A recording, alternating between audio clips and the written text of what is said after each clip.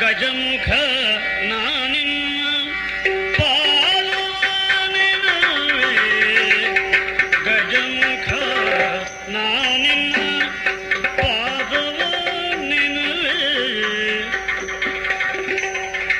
ನಿಜವಾಗಿ ಕರುಣಿಸೋ ವರಗಳ ಪ್ರಭುವೇ, ಮೂಷಿಕ ವಾಹನ ಮೋದಕ ಹಸ್ತ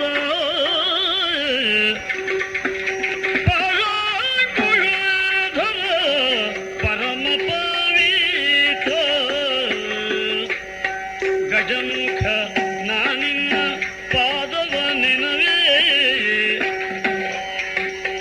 ನಿಜವಾಗಿ ಕರುಣಿಸು ವರಗಳ ಪ್ರಭುವೇ.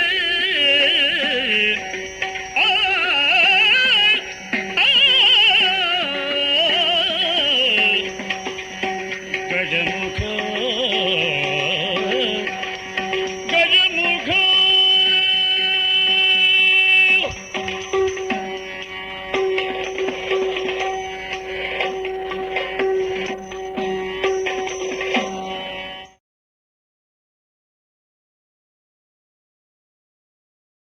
ನಮಸ್ಕಾರ. ಶ್ರೀಯುತ ಶಂಭು ಶರ್ಮಾ ಅವರ ಒಂದು ಅವರ ಜೊತೆ ಒಂದು ಸಣ್ಣ ಸಂವಾದ ಕಾರ್ಯಕ್ರಮಕ್ಕಾಗಿ ನಾವು ಇಲ್ಲಿ ಸೇರಿಕೊಂಡಿರುವಂಥದ್ದು. ಶಂಭು ಶರ್ಮಾ ಅವರು ವೃತ್ತಿಯಲ್ಲಿ ಪ್ರಾಧ್ಯಾಪಕರಾಗಿ ಇದ್ದಂಥವರು. ಒಟ್ಟು 50 ವರ್ಷಗಳ ತಾಳಮದ್ದಲೆ ಕ್ಷೇತ್ರದಲ್ಲಿ ಅನುಭವವನ್ನು ಹೊಂದಿರುತ್ತಾರೆ. ಇವರ ಜೊತೆ ಒಂದಷ್ಟು ಸಂವಾದ ಕಾರ್ಯಕ್ರಮ. ನಮಸ್ಕಾರ ಸರ್. ಮೊದಲ ಪ್ರಶ್ನೆ, ತಾವು ಯಕ್ಷಗಾನ ಕ್ಷೇತ್ರಕ್ಕೆ ಪಾದಾರ್ಪಣೆ ಮಾಡಿದ ಹಿನ್ನೆಲೆಯನ್ನು ಸ್ವಲ್ಪ ವಿವರಣೆ ಕೊಡಿ. ನನಗೆ ಆಕ್ಚುಲಿ ಕುಟುಂಬದ ಹಿನ್ನೆಲೆ ಏನೂ ಇಲ್ಲ. ಆದ್ರೆ ನಮ್ಮ ಅಜ್ಜ ಸ್ತ್ರೀಯರ್ಥ ಹೇಳ್ತಾ ಇದ್ರು ಅಂತ ನಾನು ಕೇಳಿದ್ದೇನೆ, ಅವರ ಅರ್ಥವನ್ನು ನಾನು ಕೇಳಿಲ್ಲ. ನಮ್ಮ ಅಪ್ಪ ಯಕ್ಷಗಾನದ ಮೇಲೆ ಒಲುಮೆಯನ್ನು ಹೊಂದಿತ್ತು. ಯಾಕಂದ್ರೆ ಶೇಣಿ ಗೋಪಾಲಕೃಷ್ಣ ಭಟ್ರು ಮತ್ತು ಅಪ್ಪ ಕ್ಲಾಸ್ಮೇಟ್ಸು, ಹಾಗಾಗಿ ಅವರಲ್ಲಿ ಒಳ್ಳೆ ಸ್ನೇಹ ಇತ್ತು. ಶೇಣಿಯವರು ನನಗೆ ಸಂಬಂಧಿಯೇ ಹೌದಾಗಿದ್ರು, ಅದರಿಂದಾಗಿ ನಾನು ಯಕ್ಷಗಾನ ಕೇಳಿದದ್ದು ಏನೂ ಅಲ್ಲ. ಏನೋ ಮನೆಯಲ್ಲಿ ಹೊತ್ತೆ ಕಳೆಯುವಾಗ ಆವಾಗ ಬಲಿಪ ಭಾಗವತರು ವಿಟ್ಲದಲ್ಲಿದ್ರು, ಅವರು ತಾಳಮದ್ದಲೆಗಳನ್ನು ಮಾಡಿಸ್ತಾ ಇದ್ರು, ಕೇಳುವುದಕ್ಕೆ ಹೋಗ್ತಾ ಇದ್ದೆ ಅಷ್ಟೇ. ಒಂದು ದಿವಸ ಅರ್ಥಧಾರಿಗಳಿಲ್ಲದ ಸಂದರ್ಭದಲ್ಲಿ ನನ್ನ ಹತ್ರ ಒಂದು ಅರ್ಥ ಹೇಳಲಿಕ್ಕೆ ಹೇಳಿದ್ರು. ಅಂದ್ರೆ ಪ್ರಥಮ ಅರ್ಥದಲ್ಲೇ ನಾನು ಕಣ್ಣೀರು ಹಾಕಿ ಇರಬೇಕಾಗಿ ಬಂತು. ಅದಕ್ಕೆ ಕಾರಣ ಏನು? ನಾನು ಕೃಷ್ಣ ಸಂಧಾನದ ಧರ್ಮರಾಯನ ಅರ್ಥ ಹೇಳಿದ್ದು, ದಾಯವಾಗಲು 5 ಗ್ರಾಮ, ಆ 2 ಪದ್ಯದ ಅರ್ಥ ಬಾಯಿಪಾಠ ಬಲಿಪರು ಹೇಳಿದ್ದು, ಅದನ್ನು ಒಪ್ಪಿಸಿದ್ದೆ ನಾನು. ಎದುರು ಅರ್ಥದಾರೆ ನೀನು ನನ್ನ ಹತ್ರ ಕೇಳಿದ್ದೀಯೋ, ನಿನ್ನೆ ಸಂಜೆ ಮತ್ತು ನಾಳೆ ಕೃಷ್ಣ ಬರ್ತೇವೆ ನಿನ್ನೆ ಅಂತ ಹೇಳಲಿಕ್ಕೆ, ನಾನೇನು ನಿನ್ನ ಕೆಲಸದವನು ಅದು ಇದು ಪ್ರಶ್ನೆ ಹೇಳಿ ನಾನು ಕಣ್ಣೀರು ಹಾಕಿ ಮನೆಗೆ ಬರಬೇಕಾಯ್ತು. ಆ ಸಂದರ್ಭದಲ್ಲಿ ದೇರಾಜೆಯವರು ವಿಟ್ಲದಲ್ಲಿ ಮನೆ ಮಾಡಿದ್ರು. ಹಾಗೆ ನೇರವಾಗಿ ಹೋಗಿ ದೇರಾಜೆಯವರ ಹತ್ರ ವಿಷಯವನ್ನು ಹೇಳಿ ನನಗೆ ಯಕ್ಷಗಾನವನ್ನು ಕಲಿಸಬೇಕು ಎಂಬುದಾಗಿ ಹೇಳಿದೆ. ಹಠ ಹಿಡಿದು ಛಲದಿಂದ ದೇರಾಜೆಯವರ ಸಂಪರ್ಕದಿಂದ ನಾನು ಅರ್ಥಧಾರಿಯಾದ.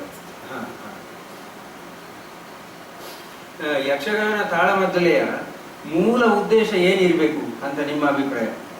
ಎಲ್ಲ ಕಲೆಗಳ ಹಾಗೆ ಇದು ಒಂದು ಕಲೆ. ದಿನವಿಡೀ ದುಡಿದಂತಹ ಮನುಷ್ಯನಿಗೆ ಸ್ವಲ್ಪ ಎಂಟರ್ಟೈನ್ಮೆಂಟ್ ಬೇಕು, ರಿಲ್ಯಾಕ್ಸೇಷನ್ ಬೇಕು.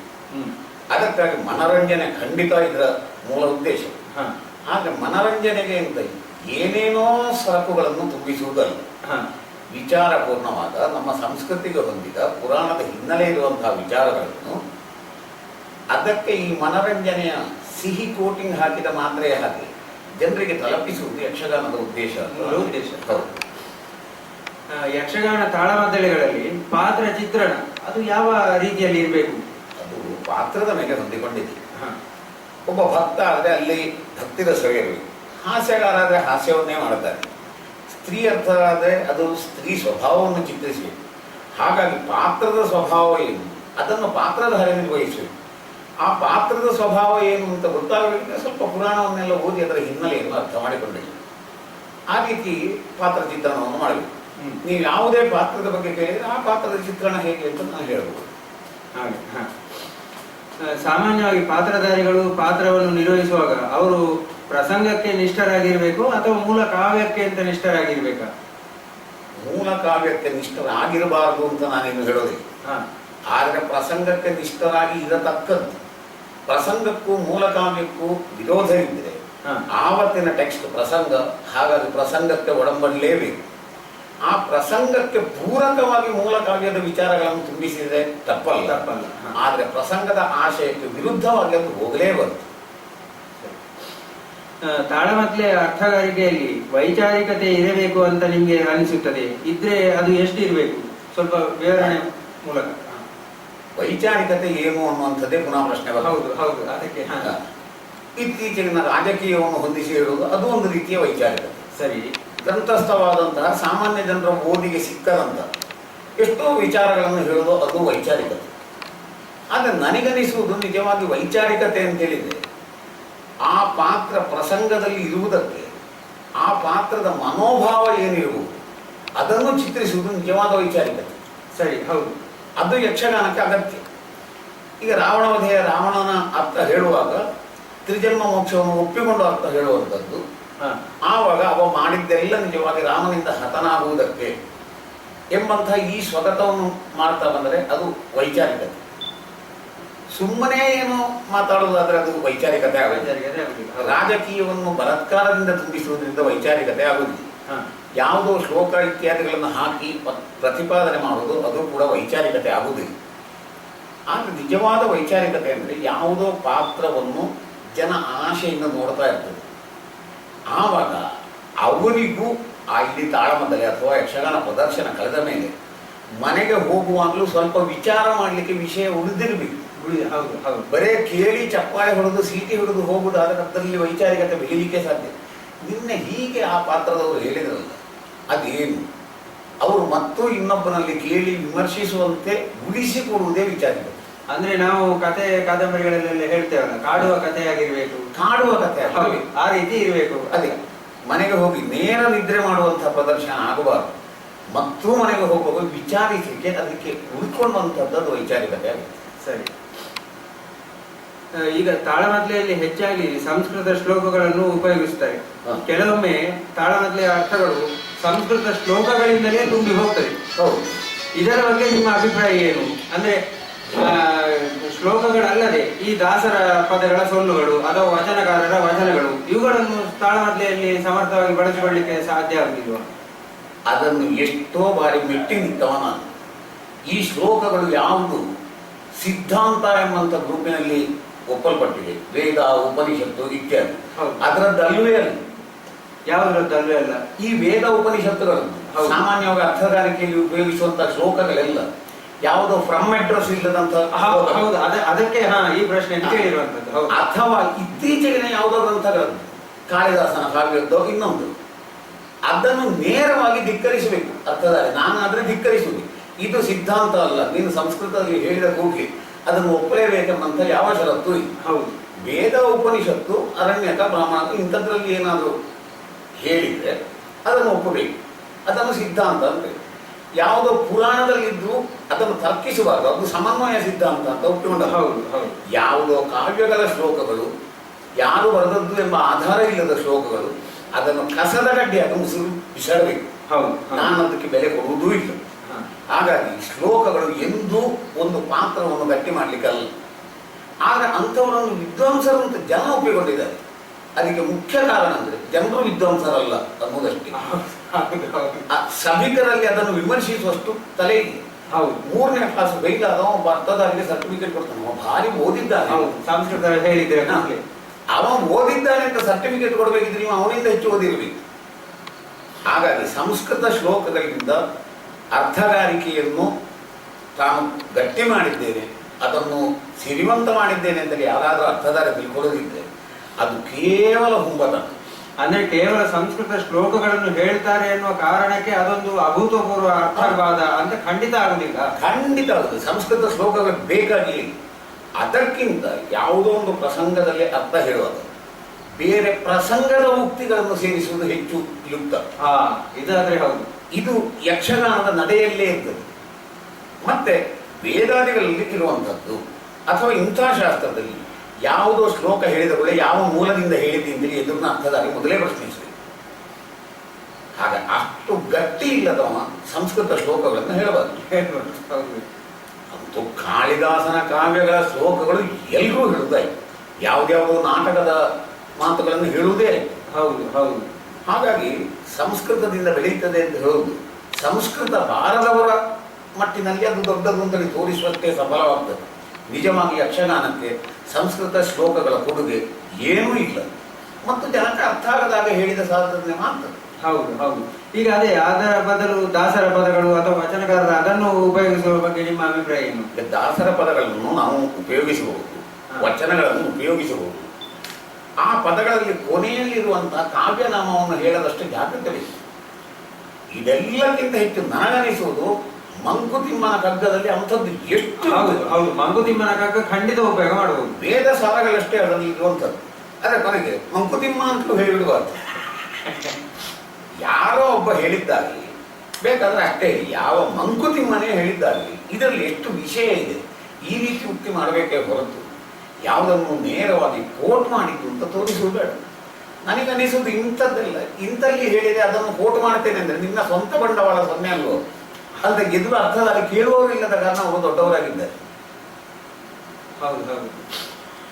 ತಾಳಮದ್ದಲೆ ಅಂತ ಹೇಳಿದ ಕೂಡಲೇ ಅದು ವಿದ್ವತ್ ಪ್ರದರ್ಶನಕ್ಕೆ ಅವಕಾಶ ಅಂತ ಹೆಚ್ಚಿನವರು ತಿಳಿದುಕೊಳ್ತಾರೆ. ಕೆಲವೊಂದು ಪ್ರಸಂಗಗಳು ಕೂಡ ಅತ್ಯಂತ ಗಂಭೀರವಾದ ಚರ್ಚೆಯನ್ನು ಬಯಸುತ್ತದೆ. ಹಾಗೆ ಅಂತ ಹೇಳಿ ಅದು ವಿದ್ವತ್ ಪ್ರದರ್ಶನವೇ ಅಂತ ಆಗಬಾರ್ದು. ಸರಿ, ವಿದ್ವತ್ ಪ್ರದರ್ಶನ ಕೆಲವು ಪ್ರಸಂಗಗಳಲ್ಲಿ ಬೇಕಾಗುತ್ತೆ. ಗೀತೋಪದೇಶ ಆಗಲಿ, ಹೌದು, ಕರ್ಮಬಂಧ ಆಗಲಿ, ಅಂಥಲ್ಲಿ ಖಂಡಿತ ವಿದ್ವತ್ ಪ್ರದರ್ಶನ ಬೇಕು. ಆದರೆ ವಿದ್ವತ್ ಪ್ರದರ್ಶನ ಜನರಿಗೆ ಅರ್ಥ ಆಗದ ರೀತಿಯಲ್ಲಿ ತನ್ನ ವಿದ್ವತ್ತೇ ಪ್ರದರ್ಶನ ಮಾಡಿ ಜನರಿಗೆ ಕಣ್ಣನಟ್ಟು ಮಾಡೋದು ಅಂತ ಹೇಳಿದರೆ ಪ್ರಯೋಜನ ಇಲ್ಲ. ಆ ಕಠಿಣವಾದಂಥ ವಿಚಾರವನ್ನು ಸಾಮಾನ್ಯನಿಗೂ ಅರ್ಥವಾಗುವಾಗ ಹೇಳುವುದು ವಿದ್ವತ್ ಪ್ರದರ್ಶನ. ಹೌದು ಹೌದು. ಏನು ಹೇಳಿದ್ದು ಅಂತ ಸಭೆಗೆ ಅರ್ಥ ಆಗದಾಗ ಹೇಳಿ ಅವರು ಮಹಾವಿದ್ವಾಂಸರಪ್ಪ ಅಂತೇಳಿ ಹೇಳಿಸಿಕೊಳ್ಳುವುದು, ಅದು ಹುಂಬ ವಿದ್ವತ್ ಆಗ್ತದೆ ಹೊರತು ಖರ್ಚಿಗೆ ಬರುವ ವಿದ್ವತ್ತಲ್ಲ. ಹಾಗಾಗಿ ಜನರಿಗೆ ಅರ್ಥ ಆಗುವಾಗೆ ಕಠಿಣದ್ದನ್ನು ಬೇಯಿಸಿ ಅರೆದು ಅದು ಕೊಡುವುದಾದರೆ ವಿದ್ವತ್ ಪ್ರದರ್ಶನ.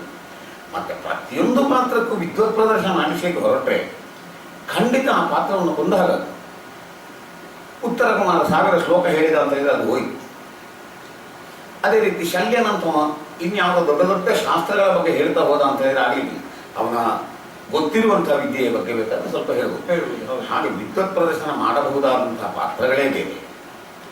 ಉಳಿದಲ್ಲಿ ತನ್ನ ಪಾತ್ರವನ್ನು ಚೆನ್ನಾಗಿ ವ್ಯವಹರಿಸಿ ಜನರಿಗೆ ಅದು ಮನದಟ್ಟಾಗುವಂತೆ ಮಾಡುವುದಾದರೆ ನಿಜವಾಗಿ ಆ ಕಲಾವಿದನಲ್ಲಿ ಕಲಾವಿದ್ವತ್ತಿದೆ. ಕಲಾವಿದ್ವತ್ತಿನ ಪ್ರದರ್ಶನ ಆಗಬೇಕೇ ಹೊರತು ಇವ ಓದಿದ ನೆನಪಿಟ್ಟ ವಿದ್ವತ್ತಿನ ಪ್ರದರ್ಶನ ಯಕ್ಷಗಾನಕ್ಕೆ ಏನನ್ನೂ ಕೊಡುವುದಿಲ್ಲ.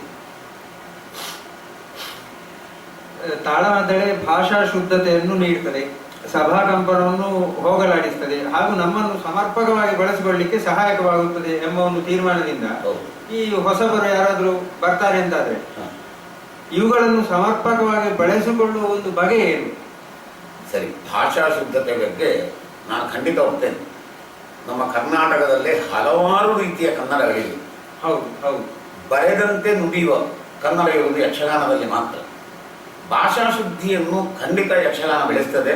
ಅದನ್ನು ಉಳಿಸಿಕೊಳ್ಳುವುದು ಕನ್ನಡದ ಉಳಿವಿಗಾಗಿಯೂ ಅಗತ್ಯ. ಸಭಾಕಂಪನವನ್ನು ನೀಡುವುದಕ್ಕೆ ಹಲವು ಕ್ರಮಗಳು, ಭಾಷಣ ಸ್ಪರ್ಧೆಯೋ ಸಂಗೀತ ಸ್ಪರ್ಧೆಯೋ ಇತ್ಯಾದಿ. ಆದರೆ ಯಕ್ಷಗಾನವು ಹಾಗೆ ಸಭಾಕಂಪನವನ್ನು ಖಂಡಿತ ಮೀರಿಸ್ತದೆ. ಆದರೆ ಇತರ ಕಲೆಗಳಿಗಿಂತ ಯಕ್ಷಗಾನ ಸಭಾಕಂಪನವನ್ನು ಮೀರಿಸ್ತದೆ ಅಂದರೆ ಇತರ ಕಲೆಗಳಲ್ಲಿ ಎದುರಿನವರು ಮಾತಾಡೋದಿಲ್ಲ. ಯಕ್ಷಗಾನದಲ್ಲಿ ಎದುರಿನ ಅರ್ಥದಾಗಿ ಇವನಿಗೆ ಯಾವ ರೀತಿ ಗಂಟಲಿಗೆ ಹಗ್ಗ ಹಾಕ್ತಾನೆ, ಕೊಕ್ಕೆ ಹಾಕ್ತಾನೆ ಹೇಳಲಿಕ್ಕಾಗೋದು. ಹಾಗಾಗಿ ನಿಜವಾಗಿ ಸಭಾಕಂಪನವನ್ನು ಕಳೆದುಕೊಳ್ಳುವಲ್ಲಿ ಯಕ್ಷಗಾನ ಒಳ್ಳೆಯದು. 1000 ಜನರ ಮುಂದೆ ನೃತ್ಯ ಮಾಡಿ ಸಭಾಕಂಪನ ಹೋಗುವುದಕ್ಕಿಂತ 10 ಜನ ಸಭಿಕರ ಮುಂದೆ ಅರ್ಥ ಹೇಳಿ ಸಭಾಕಂಪನ ಹೋಗುವುದು ಹೆಚ್ಚು ಧೈರ್ಯ ಬೇಕಾಗ್ತದೆ. ಸಾಧನೆಗೆ ಸಭಾಕಂಪನ ಬೆಳೆಸಿಕೊಳ್ಳುವುದಕ್ಕೆ ಒಳ್ಳೆಯದು. ಮತ್ತೆ ಕಾಣಿಸಿಕೊಳ್ಳುವ ಹುಚ್ಚು ಎಲ್ರಿಗೂ ಇರ್ತದೆ. ಹೌದು ಹೌದು, ಅದು ಸರ್ವೇ ಸಾಮಾನ್ಯ. ಸರ್ವೇ ಸಾಮಾನ್ಯ. ಯಕ್ಷಗಾನದಲ್ಲಿ ಆ ಹುಚ್ಚು ಧಾರಾಳ ಇದೆ. ಹೌದು. ಆದರೆ ಕಾಣಿಸಿಕೊಳ್ಳುವುದಕ್ಕಾಗಿ ತಾನಲ್ಲಿ ಕೂತುಕೊಳ್ಳುವಾಗ ಕಾಣಬೇಕು ಅನ್ನೋರು ಕರದಲ್ಲಿ ಕೂತುಗೊಳಿಸಬೇಕು. ಅಷ್ಟರ ಮಟ್ಟಿಗೆ ಅವು ಬೆಳೆದಿದ್ದರೆ ಮಾತ್ರ ಆ ಕಾಣಿಸಿಕೊಳ್ಳುವ ಹುಚ್ಚು ಅದು ಸಾರ್ಥಕವಾಗ್ತದೆ. ಅಷ್ಟಕ್ಕೆ ಬೆಳೀಬೇಕು ಕಲಾವಿದರು. ತಾಳಮದ್ದಲೆಗಳಲ್ಲಿ ವಾದ ವಿವಾದಗಳೆಲ್ಲ ಸ್ವಾಭಾವಿಕವಾಗಿ ಇರುವಂತದ್ದು. ಈ ಕಾರಣಕ್ಕೆ ಹಿಂದೆ ಬಹಳಷ್ಟು ತಾಳಮದ್ದಲೆಗಳು ಅರ್ಧದಲ್ಲಿ ನಿಂತ ಉದಾಹರಣೆಗಳು ತುಂಬಾ ಉಂಟು. ಅಂದ್ರೆ ಅದು ಒಣ ಪ್ರತಿಷ್ಠೆ ಆಗಲಿ ಅಥವಾ ತಾನು ಮೆರಿಬೇಕು ಎನ್ನುವುದಕ್ಕಾಗಲಿ ಅಥವಾ ತಾನೇ ಇದರಲ್ಲಿ ಜಯಶಾಲಿ ಆಗಬೇಕು ಎನ್ನುವಂತ ಕಾರಣದಿಂದಾಗಿ. ನನ್ನ ಅಭಿಪ್ರಾಯದಲ್ಲಿ ತಾಳಮದ್ದಲೆಯ ನಿಜವಾದ ಉದ್ದೇಶ ರಸವನ್ನು ಆವಿಷ್ಕರಿಸುವುದು ಅಂತ ನಾವು ಇಟ್ಟುಕೊಂಡ್ರೆ, ಯಕ್ಷಗಾನ ಆಟಗಳಲ್ಲಿ ವೇಷಭೂಷಣ, ಅಭಿನಯ, ಇದರಿಂದಾಗಿ ರಸಾವಿಷ್ಕಾರ ಆಗ್ತದೆ. ತಾಳಮದ್ದಳೆಯಲ್ಲಿ ಆ ರಸಾವಿಷ್ಕಾರ, ಈ ವಾದ ವಿವಾದ, ಸ್ವಪ್ರತಿಷ್ಠೆ ಇವುಗಳು ಇಲ್ಲದೆ ರಸಾವಿಷ್ಕಾರ ಹೇಗೆ ಉನ್ನತ ಮಟ್ಟದಲ್ಲಿ ಮಾಡಬಹುದು? ಖಂಡಿತ ರಸಾವಿಷ್ಕಾರಕ್ಕೆ ವಾದ ಯಾವ ಕೊಡುಗೆಯನ್ನು ಕೊಡುವುದಿಲ್ಲ. ಹೌದು, ಈ ವಾದದಿಂದ ಕೋರ್ಟಿನ ಸೀನ ನೆನಪು ಬರುವ ಹಾಗೆ ಆದಿತ್ಯ ಹೊರತು ನಮ್ಮ ಯಕ್ಷಗಾನದಲ್ಲಿ ಕಾಣಿಸುವಂತಹ ಇಂದ್ರಲೋಕವೋ ಪಾತಾಳ ಲೋಕವೋ ಕಾಣಲಿಕ್ಕೆ ಸಾಧ್ಯವೇ ಇಲ್ಲ. ಹಾಗೆ ವಾದ ವಿವಾದಗಳು ರಸಕ್ಕೆ ಏನೂ ಕೊಡುವುದಿಲ್ಲ. ಆದರೆ ಕೆಲವು ಪ್ರಸಂಗಗಳಲ್ಲಿ ವಾದ ವಿವಾದ ಅಗತ್ಯ ಬರ್ತದೆ. ಕೃಷ್ಣ ಸಂಧಾನದಲ್ಲಿ ಕೌರವ ಯಾವ ಕಾರಣಕ್ಕಾಗಿ ಕೊಡದೇ ಇರುವುದು ಸಾಧು, ಈ ರೀತಿಯ ತರ್ಕಗಳು ಇರುವ ಕಾರಣ ಅಂಥಲ್ಲಿ ವಾದ ವಿವಾದಗಳು ಬೇಕಾಗ್ತದೆ. ಹೌದು, ಆದರೆ ಅದು ಅತಿರೇಕಕ್ಕೆ ಹೋಗಬಾರದು. ಹಿಂದಿನ ಕಾಲದಲ್ಲಿ ಅದು ಅತಿರೇಕಕ್ಕೆ ಹೋಗುತ್ತಿತ್ತು, ಅದನ್ನು ನಾನು ನೋಡಿದ್ದೇನೆ. ನನ್ನ ಅನುಭವದಲ್ಲೂ ಒಮ್ಮೆ ಅಂಥದ್ದು ನಡೆದಿದೆ. ತಾಳಮದ್ದಲೆ ಅರ್ಧದಲ್ಲೇ ನಿಂತದೆ. ಹೇಳಿಯವರಿಗೂ ನನಗೂ ತಾಗಿ ಬಂದು ಅದರ ಕ್ಯಾಸೆಟ್ ಈಗಲೂ ನನ್ನ ಹತ್ರ ಉಂಟು. ಹಾಗಾಗಿ ಆ ರೀತಿ ಆಗೋದು ಅಷ್ಟು ಒಳ್ಳೆಯದಲ್ಲ. ಅದನ್ನು ನಾನು ಹೇಳ್ತೇನೆ. ಆ ವಿಪರೀತಕ್ಕೆ ಹೋಗ್ತದೆ ಅಂತ ಗೊತ್ತಾದಾಗ ಎರಡೂ ಅರ್ಥಧಾರಿಗಳು ಆ ವಿಪರೀತಕ್ಕೆ ಹೋಗದೆ ಆದಷ್ಟು ಬೇಗ ಮುಂದಿನ ಪದ್ಯಕ್ಕೆ ಹೋಗಿ ಆ ಪ್ರಸಂಗದ ಆಶಯದಂತೆಯೇ ಪ್ರಸಂಗವನ್ನು ಮುಗಿಸುವುದು ಅತ್ಯಂತ ಆರೋಗ್ಯಕರ. ತಾಳಮದ್ದಲೆಗಳಲ್ಲಿ ಭಕ್ತಿರಸವನ್ನು ಪ್ರತಿಪಾದಿಸುವಂತಹ ಪಾತ್ರಗಳು ನಾನು ಒಂದು ಉದಾಹರಣೆಗಾಗಿ ತೆಗೆದುಕೊಂಡಿರುವಂಥದ್ದು ಭೀಷ್ಮ, ವಿದುರ ಮತ್ತೆ ಸುಧನ್ವ ಅಂತ ನಾವು ತೆಗೆದುಕೊಂಡ್ರೆ, ಈ ಮೂರು ಜನ ಕೂಡ ಶ್ರೀಕೃಷ್ಣನ ಭಕ್ತರೇ. ಅವರ ಭಕ್ತಿಯ ಒಂದು ವಿಧಾನ ಮಾತ್ರ ಬೇರೆ ಬೇರೆ. ತಾಳಮದ್ದಲೆಯಲ್ಲಿ ಇದನ್ನು ವಿಭಿನ್ನವಾಗಿ ತೋರ್ಪಡಿಸುವುದು ಹೇಗೆ? ಯಾಕೆಂತಂದ್ರೆ ಈ ಪ್ರಶ್ನೆ ಯಾಕೆಂತಂದ್ರೆ ಕೆಲವು ಕಡೆ ನಾನು ನೋಡಿದ ಹಾಗೆ ಅವರ ಬೇಸ್ ಅದೇ ಇರ್ತದೆ. ಆ ಬೇಸಿಂದನೇ ಅವರು ಮತ್ತೆ ಬಿಲ್ಡಪ್ ಮಾಡಿಕೊಂಡು ಹೋಗ್ತಾರೆ. ಸೊ ಅಲ್ಲಿ ಈ ಮೂರೂ ಪಾತ್ರಗಳಿಗೆ ಬೇಸ್ ಬೇರೆ ಬೇರೆ ಆಗಿರಬೇಕಾದ ಅನಿವಾರ್ಯತೆ ಉಂಟಲ್ಲ ಅಂತ. ಖಂಡಿತ. ಭೀಷ್ಮನಲ್ಲಿ ಭಕ್ತಿರಸ ಅಂದ್ರೆ ಅಪರಾಧಿ ಪ್ರಜ್ಞೆ. ಕೃಷ್ಣನಲ್ಲಿ ತಾನು ಅನಿವಾರ್ಯವಾಗಿ ಕೌರವನ ಪಕ್ಷ ಸೇರಬೇಕಾಗಿದೆ. ಅದನ್ನು ಬೀಚಿಗೆಯಿಂದಲೇ ಬೆಳೆಸಿಕೊಂಡು ಹೋಗುವುದು. ಇದು ಮನಸ್ಸಿದ್ದು ನಾನು ಮಾಡುವುದಲ್ಲ, ಅದು ನಾನು ಮಾಡಬೇಕಾಗಿದೆ. ಆ ಪ್ರತಿಯೊಂದು ಮಾತಿನಲ್ಲೂ ಹೇಗೆ ಅಂದರೆ, ಮಾತಾಡುವಾಗ ತಾನು ಮಾಡಿದ್ದು ಸರಿ ಅಂತ ತೋರಿಸಿದರೂ ಕೂಡ ತನ್ನ ಮನಸ್ಸಿಗೆ ವಿರುದ್ಧವಾಗಿ ತಾನು ವರ್ತಿಸ್ತಾ ಇದ್ದೇನೆ ಎಂಬ ಎರಡು ರೂಪವನ್ನು ಅವನು ತೋರ್ಪಡಿಸು. ಹಾಗಾಗಿ ನಿಜವಾಗಿ ಆ ಕರ್ಮಬಂಧದ ಪ್ರಶ್ನೆ ಪ್ರತಿಯೊಂದು ಕೂಡ ತನ್ನ ಮನಸ್ಸನ್ನು ತೆರೆದಿಟ್ಟು ಕೃಷ್ಣನಲ್ಲಿ ಕ್ಷಮಾಯಾಚನೆಯ ಭಕ್ತಿ ಅದು ಭೀಷ್ಮನದು. ವಿದುರಂದು ಯಾವುದೂ ಬೇಡ ಎಂಬಂತಹ ಒಂದು ರೀತಿಯ ಭಕ್ತಿ. ಹಾಗಾಗಿ ಅವ ಮನೆಗೆ ಬಂದ ಕೃಷ್ಣನನ್ನೇ ಅವ ಉಪಚರಿಸಿ ಅದರಲ್ಲೇ ಕೃತಾರ್ಥತೆಯನ್ನು ಕಂಡ ಹೊರತು ಸಕ್ರಿಯವಾಗಿ ಯಾವುದರಲ್ಲೂ ಭಾಗವಹಿಸುವಲ್ಲ. ಹಾಗೆ ಸಕ್ರಿಯತೆಯ ಅನಿವಾರ್ಯತೆ ಭೀಷ್ಮನಲ್ಲಿ, ನಿಷ್ಕ್ರಿಯತೆಯನ್ನು ಆಶಿಸುವುದು ಸುಧನ್ವನಲ್ಲಿ, ಅಲ್ಲ ವಿದುರನಲ್ಲಿ. ಸುಧನ್ವನಂತ ಹಾಗಲ್ಲ, ಯುದ್ಧ ಅನಿವಾರ್ಯ. ಆ ಯುದ್ಧವೇ ವಿಷ್ಣುವನ್ನು ಕಾಣುವುದಕ್ಕೆ ಸರಿ. ಅಂದರೆ ಅದು ವೀರ ವೈಷ್ಣವ ಪಂಥ. ಅವರು ಆತ್ಮ ಬಲಿದಾನವೇ ಅತ್ಯಂತ ಎತ್ತರದ ಮಟ್ಟದ ಭಕ್ತಿ ಎಂಬಂಥದ್ದು. ಇದನ್ನು ಸುಧನ್ವನ ಪದ್ಯಗಳು ಪೂರೈಸ್ತವೆ, ಭೀಷ್ಮನ ಪದ್ಯಗಳು ಪೂರೈಸ್ತವೆ. ಅದಕ್ಕೆ ಅರ್ಥಧಾರಿಯ ಸಾಮರ್ಥ್ಯ ಇರೋದು ಆ ಪದ್ಯಕ್ಕೆ ಅಲ್ಲಿ ಅಂದಿನ ಪ್ರಸಂಗದಲ್ಲಿರುವ ಪದ್ಯಗಳಲ್ಲಿ ತನ್ನ ಮನೋಭಾವನೆಯನ್ನು ವ್ಯಕ್ತಪಡಿಸೋದು. ಹಾಗಾಗಿ ಭೀಷ್ಮನ ಪಾತ್ರದ ನಿರ್ವಹಣೆ ಬೇರೆ, ಅದೇ ರೀತಿ ವಿದುರನ ಪಾತ್ರದ ನಿರ್ವಹಣೆ ಬೇರೆ. ಸುಧನ್ವನಿಗೆ ಸ್ವಲ್ಪ ವೀರಾವೇಶ, ವೀರವೈಷ್ಣವ ಅಂತ ಕೃಷ್ಣನೇ ಅವನ ಕುರಿತಾಗಿ ಹೇಳ್ತಾರೆ.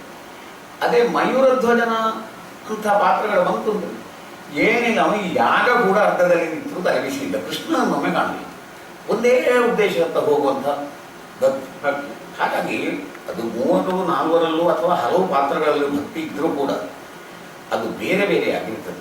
ಒಂದೇ ಪಂಚಾಂಗ ಅಲ್ಲೂ ಅದರಲ್ಲಿ ಬೇರೆ ಬೇರೆ ರೀತಿಯ ಮನೆಯನ್ನು ಹೇಗೆ ಕಟ್ಟಿಸುವುದು ಆ ರೀತಿ ಅಥವಾ ಪಾತ್ರಗಳು ಭಿನ್ನ. ತಾಳಮದ್ದಲೆಗಳಲ್ಲಿ ಖಳಪಾತ್ರಗಳು ಕೌರವ, ದುರ್ಯೋಧನ, ಕಂಸ, ಮಾಗಧ, ಕೀಚಕ ಇತ್ಯಾದಿ ಇವುಗಳಲ್ಲಿ ಕೂಡ ಭಿನ್ನತೆಯನ್ನು ಯಾವ ರೀತಿ ಅಂದ್ರೆ ಬೇರೆ ಬೇರೆಯಾಗಿ ತೋರ್ಪಡಿಸಬಹುದು? ಹೌದು, ಖಂಡಿತ. ಆಟದಲ್ಲಿ ಆದರೆ ಬಹಳ ಸುಲಭದಲ್ಲಿ ಉಂಟದಿದೆ. ಕಾಟು ಬಣ್ಣ, ರಾಜಬಣ್ಣ ಅಂತ. ಈಗ ತಾಳಮದ್ದಲೆಗಾಗುವ ಆ ರೀತಿಯ ಬಣ್ಣಗಾರಿಕೆ ಏನಿಲ್ಲ. ಹಾಗಿರುವಾಗ ಕೇವಲ ಖಳನಾಯಕರನ್ನು ಚಿತ್ರಿಸುವುದು ಅದಕ್ಕೆ ಏನೂ ಕಷ್ಟ ಇಲ್ಲ. ಧೂರ್ತದನವನ್ನೇ ಹೇಳುವುದು. ಯಾವುದೋ ಯಾಗ ಯಜ್ಞಾದಿಗಳನ್ನು ಹಾಳು ಮಾಡುವುದು, ಹೆಂಗಸರ ಮಾನಗಡೆ ಇರುವಂಥದ್ದು, ಅಂಥ ಖಳಪಾತ್ರ ಮಾಡಲಿಕ್ಕೆ ಏನೂ ಕಷ್ಟ ಇಲ್ಲ. ಆದರೆ ಖಳಪಾತ್ರಗಳನ್ನು ಉದಾತ್ತೀಕರಣ ಬಹುಶಃ ಪಂಪನಿಂದ ರನ್ನನಿಂದ ಪಂಪನಿಂದಲೂ ಅಲ್ಲ, ರನ್ನನಿಂದ. ಹಾಗೆಯೇ ರನ್ನನ ಗದಾಯುಧದ ಮುಖಾಂತರ ಕೌರವ ಹೀರೋ ಆಗಲಿಕ್ಕೆ ಶುರುವಾದದ್ದು. ಅದಕ್ಕಿಂತ ಮುಂಚೆ ಇರಲಿಲ್ಲ. ಹಾಗಾಗಿ ಅವರನ್ನು ಖಳಪಾತ್ರ ಅನ್ನೋದಕ್ಕಿಂತ ವಿರೋಧ ನಾಯಕ ಎಂಬಂತ ರೀತಿಯಲ್ಲಿ ಚಿತ್ರಿಸಲಿಕ್ಕೆ ಹೊರಟು. ಅದೇ ಪ್ರಯತ್ನ ಯಕ್ಷಗಾನದಲ್ಲೂ ಬರ್ತಾ ಇದೆ. ಆದರೆ ಖಳಪಾತ್ರವಾದರೂ ಕೂಡ ತಾನು ಮಾಡಿದ್ದೇ ಸರಿ ಎಂಬಂಥದ್ದು ಈ ಒರಟುವಾದ ಬಹುಶಃ ಯಕ್ಷಗಾನದಲ್ಲಿ ಇತ್ತೀಚೆಗಿನದ್ದಾಗಿರಬೇಕು. ಈಗ ನಾನು ಶೇಣಿ ಅವ್ರ ಹತ್ರ ಕೇಳಿದಾಗೆ ಕೋಲೂರಿ ಸುಬ್ಬ ಇಂಥವರೆಲ್ಲ ಹಳೆಯ ಖಳಪಾತ್ರಧಾರಿಗಳಂತೆ, ಒಳ್ಳೆಯ ಮಾತುಗಾರರೂ ಆಗಿದ್ದರಂತೆ. ಅದರಿಂದಾಗಿ ಅವರ ವೇಷಕ್ಕೆ ಹೆಚ್ಚಿನ ಬೇಡಿಕೆ ಇರ್ತಂತೆ. ತಾಳಮದ್ದಲೆ ಕ್ಷೇತ್ರದಲ್ಲಿ ಅನ್ನೋದು ಖಳಪಾತ್ರ ಆಗಲಿ, ಸೌಮ್ಯ ಪಾತ್ರ ಆಗಲಿ, ರಾಜಪಾತ್ರ ಆಗಲಿ ತಾನು ಮಾಡಿದ್ದೇ ಸರಿ ಎಂಬಂಥದ್ದನ್ನು ಆರಂಭಿಸಿದವರು ವೆಂಕಟ ಶೆಟ್ಟಿ. ಮತ್ತೆ ಅದನ್ನು ಸ್ವಲ್ಪ ಮುಂದುವರಿಸಿದವರಿದ್ದರೆ ಶೇಣಿಯವರು. ಆದರೆ ಏನಿದ್ರೂ ಕೂಡ ಆ ಕೊನೆಗೆ ಅದು ಬರುವಾಗ ಆರ್ಟಿಫಿಷಿಯಲ್ ಆಗಿ ಬರುವಾಗ, ರಾಮರಾವಣರ ಯುದ್ಧದಲ್ಲಿ ಅತ್ಲಾಗಿ ನಾನು ಮಾಡಿದ್ದೀನಿ ಅನ್ನೋದು ಎಲ್ಲ ಆಗಿ ಬಹುಶಃ ವಾದದಲ್ಲಿ ರಾವಣನೇ ಗೆಲ್ಲಬಹುದು. ಪಕ್ಕನೆ ಖಂಡನದ ಶವದನಾಗುವಾಗ ಅಲ್ಲಿಂದ ಇಳಿಲಿಕ್ಕೆ ಕಷ್ಟ ಆಗ್ತದೆ. ಹೌದು. ಅದೇ ಕೌರವನಾಗಿ ಕೃಷ್ಣನಲ್ಲಿ ಸಾಕಷ್ಟು ವಿವಾದ ಮಾಡಿತ್ತು. ಅದೇ ಕೊನೆಗಾಗಿ ಎಲೆಮೋರ ಅಂತ ಲಾಲಿಸು ಆಯಿತು, ಧನುಜರುಕು ಅಂತ ಹೇಳಿತ್ತು. ಇದಾಗುವಾಗ ಸಡನ್ ಇಲ್ಲಿ ಹಾರಿದರೆ ಅದೊಂದು ಆಭಾಸ ಆಗ್ತದೆ.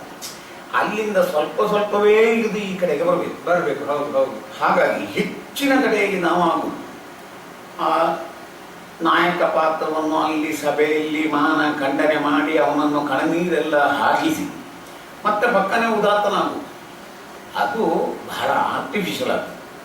ಹಾಗೆ ಒಂದು ಸ್ವಭಾವದ ಪದ್ಯದಿಂದ ಇನ್ನೊಂದು ಸ್ವಭಾವದ ಪದ್ಯಕ್ಕೆ ಬರುವಾಗ ತಾನು ಮುಂದಕ್ಕೆ ಆ ಪದ್ಯಕ್ಕೆ ಹೋಗಲಿಕ್ಕೆ ಇದೆ ಆ ಎಚ್ಚರ ಕಲಾವಿದನಿಗಿರಬೇಕು. ಅದೆಷ್ಟೋ ಮಂದಿಯಲ್ಲಿ ನಾವೀಗ ಕಾಣ್ತಾ ಇಲ್ಲ. ಹಾಗಾಗಿ ಪ್ರಸಂಗ ಆರ್ಟಿಫಿಷಿಯಲ್ ಆಗಿ ಮುಗಿಯಿತು ಅಂತ ಕಾಣಿಸ್ತದೆ.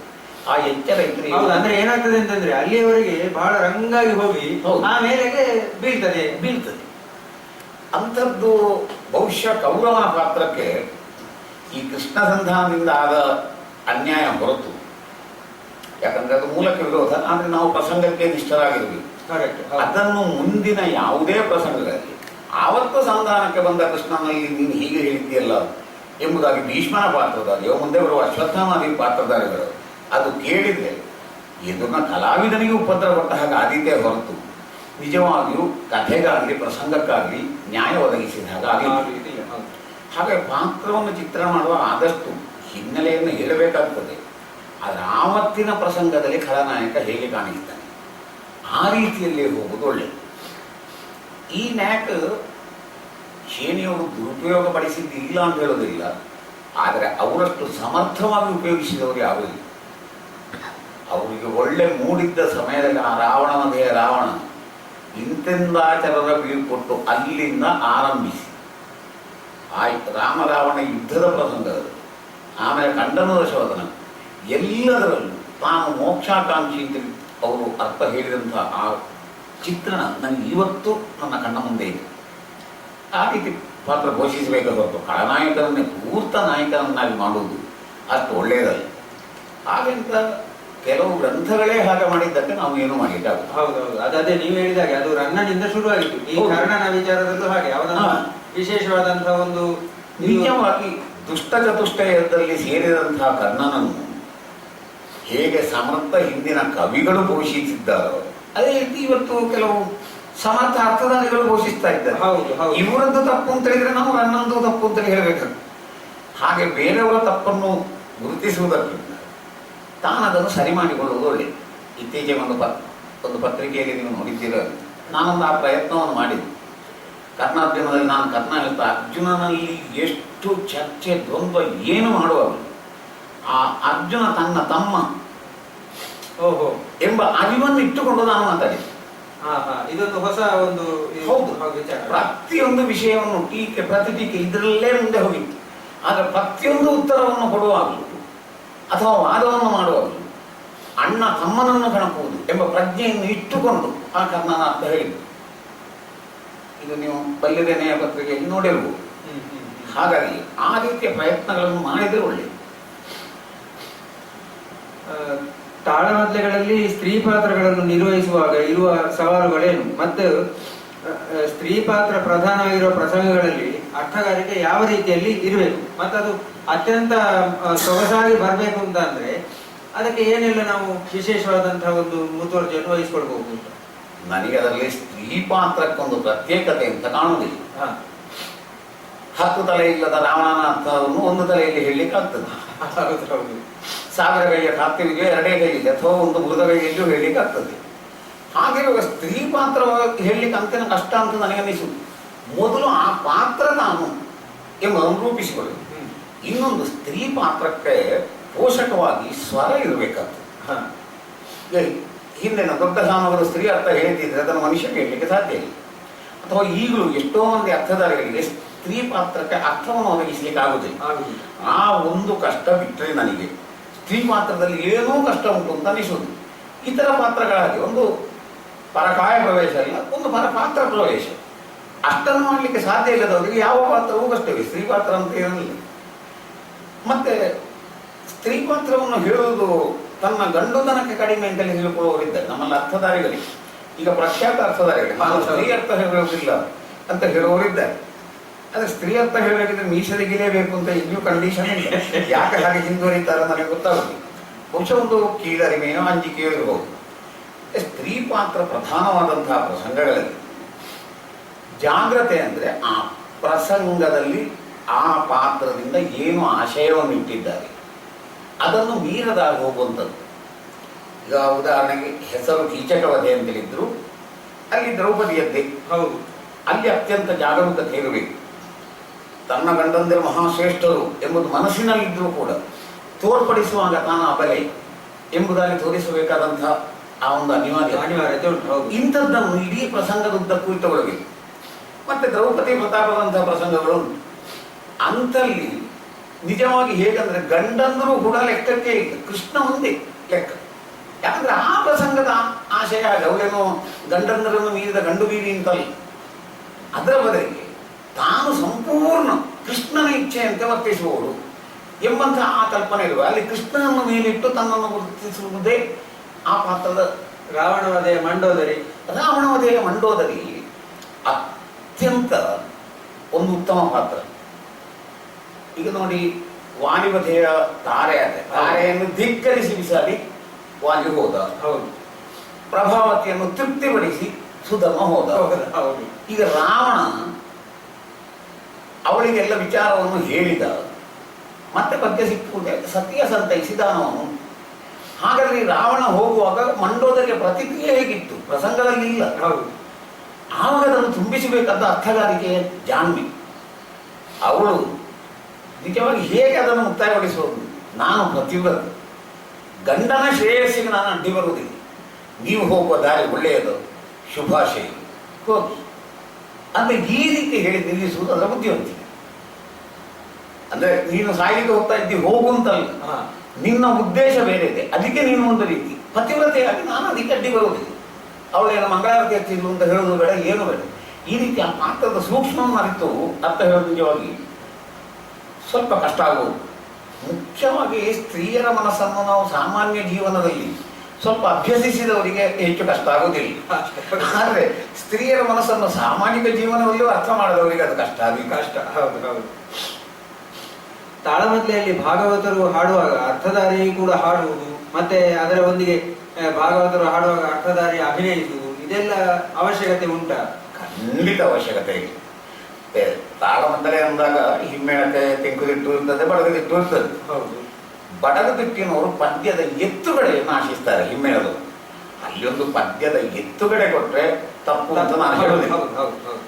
ಮತ್ತೆ ಹೆಚ್ಚಿನ ಕಡೆಯಲ್ಲಿ ಎಲ್ಲಿಯ ಭಾಗವತನೋ, ಎಲ್ಲಿಯ ಚೆಂಡೆಮಕ್ಕಳಿಯವರು, ಎಲ್ಲಿಯ ಅರ್ಥಧಾರಿಗಳು ಬಂದಿರ್ತಾರೆ.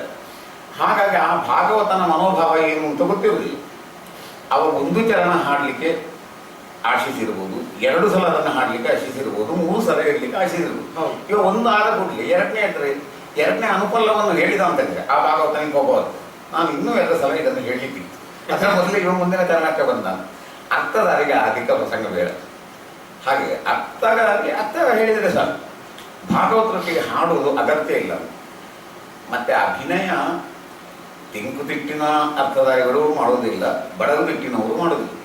ಬಡಾಬಡಗು ಅಂತೇಳಿ ನಾವು ಏನು ಹೇಳ್ತೇವೆ, ಚಿಟ್ಟಾಣಿಯವರ, ಕೆರೆಮನೆಯವರ ಅವರ ಅಭಿನಯ ಇತ್ಯಾದಿ ಕಂಡವರು ಅಥವಾ ಆ ಸಮಯದ ಅರ್ಥಗಾರಿಗಳನ್ನು ಕಂಡವರು ಅವರು ಅಭಿನಯ ಮಾಡ್ತಾರೆ. ನನಗೆ ಯಾಕಂದ್ರೆ ಅಗತ್ಯ ಇಲ್ಲ ಅಂತ ಕಾಣುತ್ತೆ. ಅದು ಮಾತಿನಲ್ಲೇ ಪಾತ್ರವನ್ನು ನನಗೆ ತುಂಬಿಸಲಿಕ್ಕೆ ಸಾಧ್ಯವಾಗುತ್ತಿಲ್ಲ ಎಂಬ ಸೋಲನ್ನು ಒಪ್ಪಿಕೊಂಡ ಹಾಗೆ ಅಂತ ನನ್ನ ಅಭಿಪ್ರಾಯ. ಹಾಗಾಗಿ ಅಭಿನಯ ಅಗತ್ಯ ಇಲ್ಲ. ತಾಳಮದ್ಲೆಯಲ್ಲಿ ಒಂದು ಹಾಡಿನ ಸಂಭಾಷಣೆಗೆ ಇಂತಿಷ್ಟು ಸಮಯ ಅಂತ ಏನಾದರೂ ಚೌಕಟ್ಟಿನ ಅವಶ್ಯಕತೆ ಇದೆ ಅಂತ ನಿಮ್ಗೆ ಅನಿಸ್ತದ? ಯಾಕೆಂತಂದ್ರೆ ಎಷ್ಟೋ ಕಡೆ ನಾನು ನೋಡಿದ್ದೇನೆ, ಪದ್ಯ ಒಂದು ಹೇಳಿ 1 ಗಂಟೆ 1.5 ಗಂಟೆ ಅದರದ್ದು ಅರ್ಥ ಹೋಗಿದ್ದು ಉಂಟು. ಅದನ್ನು ನೋಡಿ ಭಾಗವತರು ಏನ್ ಹೇಳ್ತಾರೆ, 1.5 ಗಂಟೆ ನನ್ನ ಒಂದು 10 ನಿಮಿಷದ್ದು ಪದ್ಯಕ್ಕೆ 1.5 ಗಂಟೆ ಅರ್ಥ ಹೇಳಿದ್ದಾರೆ ಅಂತಾದ್ರೆ ನಾನೊಂದು ಅರ್ಧ ಗಂಟೆ ಪದ್ಯ ಹೇಳ್ತೇನೆ ಅಂತ ಹೇಳಿ ಅವರು ಪದ್ಯ ಅರ್ಧ ಗಂಟೆ ಹೇಳುದು. ಇದು ಒಟ್ಟು ಆ ಕಡೆ ಈ ಕಡೆಯಾಗಿ ಒಂದು ಬ್ಯಾಲೆನ್ಸ್ ಎನ್ನುವಂಥದ್ದು ತಪ್ಪಿ ಹೋಗ್ತದೆ. ಪ್ರತಿಯೊಂದು ಪ್ರಸಂಗಕ್ಕೂ ತನ್ನದೇ ಆದಂತಹ ಬ್ಯಾಲೆನ್ಸ್ ಇರ್ತದೆ. ಹೌದು, ಇದು ಬಡಗಿಗಿಂತ ಹೆಚ್ಚು ತಿಂಕಿನಲ್ಲಿದೆ. ಹೌದಪ್ಪ. ಆರಂಭದಲ್ಲಿ 1ನೇ ಕಾಲ, ಆಮೇಲೆ 2ನೇ ಕಾಲ, ಆಮೇಲೆ 4ನೇ ಕಾಲ, ಈ ರೀತಿ ಬರ್ತದೆ. ಹೌದು, 1ನೇ ಕಾಲದ ಪದ್ಯಕ್ಕೆ ಸ್ವಲ್ಪ ಹೆಚ್ಚು ಅರ್ಥ ಹೇಳಿದ್ರು ಮೋಸ ಇಲ್ಲ. 2ನೇದಕ್ಕೆ ಅದಕ್ಕಿಂತ ಉಂಟಾಗಬೇಕು. 4ನೇ ಕಾಲಕ್ಕಾಗುವ ಮತ್ತೆ ಉಂಟಾಗ ಅದು ಯಕ್ಷಗಾನದ ಶಿಸ್ತು ಅಷ್ಟೇ. ಆ ಶಿಸ್ತನ್ನು ಮೀರಿ ಬೆಳಿಗ್ಗೆ 3.5 ಗಂಟೆಗೂ ಒಂದು ಪದ್ಯಕ್ಕೆ 1.5 ಗಂಟೆ ಅರ್ಥ ಹೇಳಿತು ಅಂತ ಆದರೆ ಅದು ಸ್ವಲ್ಪ ಅಭಾಸವೇ. ಮತ್ತೆ ಯಾವುದಕ್ಕೆ ಉದ್ದ ಮಾತನಾಡಬೇಕಾಗ್ತದೆ, ಯಾವುದಕ್ಕೆ ಚುಟುಕು ಮಾತನಾಡಬೇಕಾಗ್ತದೆ, ಅದು ಆ ಪದ್ಯದಲ್ಲಿರುವ ಸಾಹಿತ್ಯದ ಮೇಲೆ ಹೊಂದಿಕೊಂಡಿರ್ತದೆ. ಕಡಿವೆನು ನಿನ್ನ, ಬಡಿವೆನು ನಿನ್ನ, ಸುಡುವೆನು ನಿನ್ನ ಎನ್ನುವಂಥ ವೀರಸದ ಪದ್ಯಕ್ಕೆ ಆ ಶ್ರುತಿ ಮುಗಿಯುವುದರ ಮೊದಲೇ ಅರ್ಥ ಮುಗಿಸುವುದು ಇದ್ದದ್ದಲ್ಲಿ ಒಳ್ಳೆಯದು. ಹೌದು. ಅದರ ಬದಲಾಗಿ ಒಳ್ಳೆ ವೈಚಾರಿಕತೆ ಇರುವಂಥ ಪದ್ಯ, ಪಂಕಜಾಕ್ಷ ವೇದವೇದು, ಕಿಂಕರನಲ್ಲನ್ನೇ ನಾನು, ಇಂಥ ಪದ್ಯಗಳಲ್ಲಿ ಎಷ್ಟೋ ವೈಚಾರಿಕತೆಯನ್ನು ತುಂಬಬಹುದು. ಅಂಥ ವೈಚಾರಿಕತೆಯನ್ನು ತುಂಬುವಂತಹ ಪದ್ಯಗಳಲ್ಲಿ ಸ್ವಲ್ಪ ಹೊತ್ತಾದರೆ ತಪ್ಪಲ್ಲ. ಮತ್ತು ಸಂಭಾಷಣೆಯಲ್ಲಿ ಕೆಲವು ಸಲ ಹೊತ್ತು ಹೋಗುವುದು, ಹೆಚ್ಚು ಸ್ವಪ್ರತಿಷ್ಠೆ ಅಥವಾ ವಾದದಲ್ಲಿ ನಾನು ಗೆದ್ದಿದ್ದೇನೆ ಎಂಬುದಾಗಿ ತೋರಿಸುವ ಒಂದು ಹಮ್ಮು, ಅದಕ್ಕೂ ಒಂದು ಮಿತಿ ಇರುವುದು ಯಾವತ್ತೂ ಒಳ್ಳೆಯದು. ಹೌದು ಹೌದು. ಮತ್ತು ಭಾಗವತರುಗಳು ಆ ರೀತಿ ವಾದ ಮಾಡುವುದು ಅದು ತಪ್ಪು. ಅರ್ಥಧಾರಿಗೆ ಇಷ್ಟು ಚರಣ ಎಂಬುದಾಗಿ ಏನು ಲೆಕ್ಕಾಚಾರ ಇಲ್ಲ. ಅವ ಆ ಪದ್ಯದ ಅರ್ಥವನ್ನು ವಿಸ್ತರಿಸಿ ಜನರಿಗೆ ಮುಟ್ಟಿಸುವುದಷ್ಟೇ. ಇವನಿಗೆ ಎಷ್ಟು ಓದಬೇಕೋ ಅಷ್ಟೇ ಓದಬೇಕು. ಅಲ್ಲಿ ಪ್ರಸಂಗದಲ್ಲಿ ಪದ್ಯ ಇರುವುದು, ಕೊನೆಗೂ ಆ ಪ್ರಸಂಗವೇ ಆಧಾರ. ಹಾಗಂತ ಅವರಿಗೆ ಏನು ಅವಕಾಶ ಕೊಡಬಾರ್ದು. ಅಂದರೆ ಪ್ರಸಂಗದಲ್ಲಿ ಒಂದು 2-3 ಪದ್ಯಗಳನ್ನು ಅವರ ಸಾಮರ್ಥ್ಯವನ್ನು ಅವರು ಮೆರೆಸಿ, ಅಥವಾ ಆಟದಲ್ಲಿ ವೇಷಧಾರಿಗಳ ಸಾಮರ್ಥ್ಯವನ್ನು ಮೆರೆಸಲಿಕ್ಕಾಗಿ ಭಾಗವತರ ಹಾಡಲಿ. ಹೌದು, ಭಾಗವತರ ಚಟಕ್ಕೆ ಹಾಡುವಾಗ ವೇಷಧಾರಿ ಅನಿವಾರ್ಯವಾಗಿ ಕುಡಿಯುವಂತಹ ಸಂದರ್ಭವನ್ನು ಬರಬಾರದು. ಈ ಬಹಳ ಕಷ್ಟ ಆಗುವುದು. ಇತ್ತೀಚೆಗೆ ತಾಳ ಇಲ್ಲದ ಪದ್ಯಗಳಲ್ಲಿ ಸಿಕ್ಕಿದ್ದಾರೆ. ಹೌದು, ಅದು ದೊಡ್ಡ ಸಮಸ್ಯೆ ಆಗುದು. ತಾಳದ ಪದ್ಯಗಳಲ್ಲಿ ಅವರಿಗೂ ಲೆಕ್ಕಾಚಾರ ಇರ್ತದೆ. ಅಷ್ಟು ಸುಲಭದಲ್ಲಿ ಮುಂದುವರಿಸಿಕೊಂಡು ಎಷ್ಟೋ ಹಾಡ್ಲಿಕ್ಕೆ ಆಗುವುದಿಲ್ಲ. ಈ ತಾಳ ಇಲ್ಲದ ಭಾಮಿನಿ ಕಂದ ಏನಾದರೂ ಸಿಕ್ಕಿದ್ರೆ ಸಭೆಯಿಂದ ಚಪ್ಪಾಳೆ ಬರುವಲ್ಲಿವರೆಗೂ ನಾನು ಪದ್ಯ ಬಿಡ್ಲಿಕ್ಕಿಲ್ಲ ಅಂತ ಕಚ್ಚಿ ಹಿಡಿಯುತ್ತಾರೆ. ಅದು ಶುದ್ಧ ಸಂಬಂಧ. ಅಂಥದ್ದಕ್ಕೆ ನಾನು ಹೇಳೋದಷ್ಟೇ, ಗೋಗ್ರಾಸ ಇಟ್ಟರೆ ಚಪ್ಪಾಳೆ ಕಟ್ಟಲಿಕ್ಕಿಲ್ಲ, ಕಾಗೆಗೆ ಪಿಂಡ ಇಟ್ಟರೆ ಮಾತ್ರ ಚಪ್ಪಾಳೆ ಕಟ್ಟೋದು. ಅದಕ್ಕೆ ಚಪ್ಪಾಳೆ ಕಟ್ಟಿದ ಹಾಗೆ ಆಗ್ತದೆ ಹೊರತು ಮತ್ತೆ ಅದಕ್ಕಿಂತ ಹೆಚ್ಚಿನ ಸಾಧನೆ ಏನೂ ಇಲ್ಲ. ಅದೇ ಅದು ನೀವು ಹೇಳಿಬಿಟ್ರಿ. ಈಗ ನೆಕ್ಸ್ಟ್ ಯಾವ್ದು ಪ್ರಶ್ನೆ ಅಂತಂದದ್ದು ಆಯ್ತು.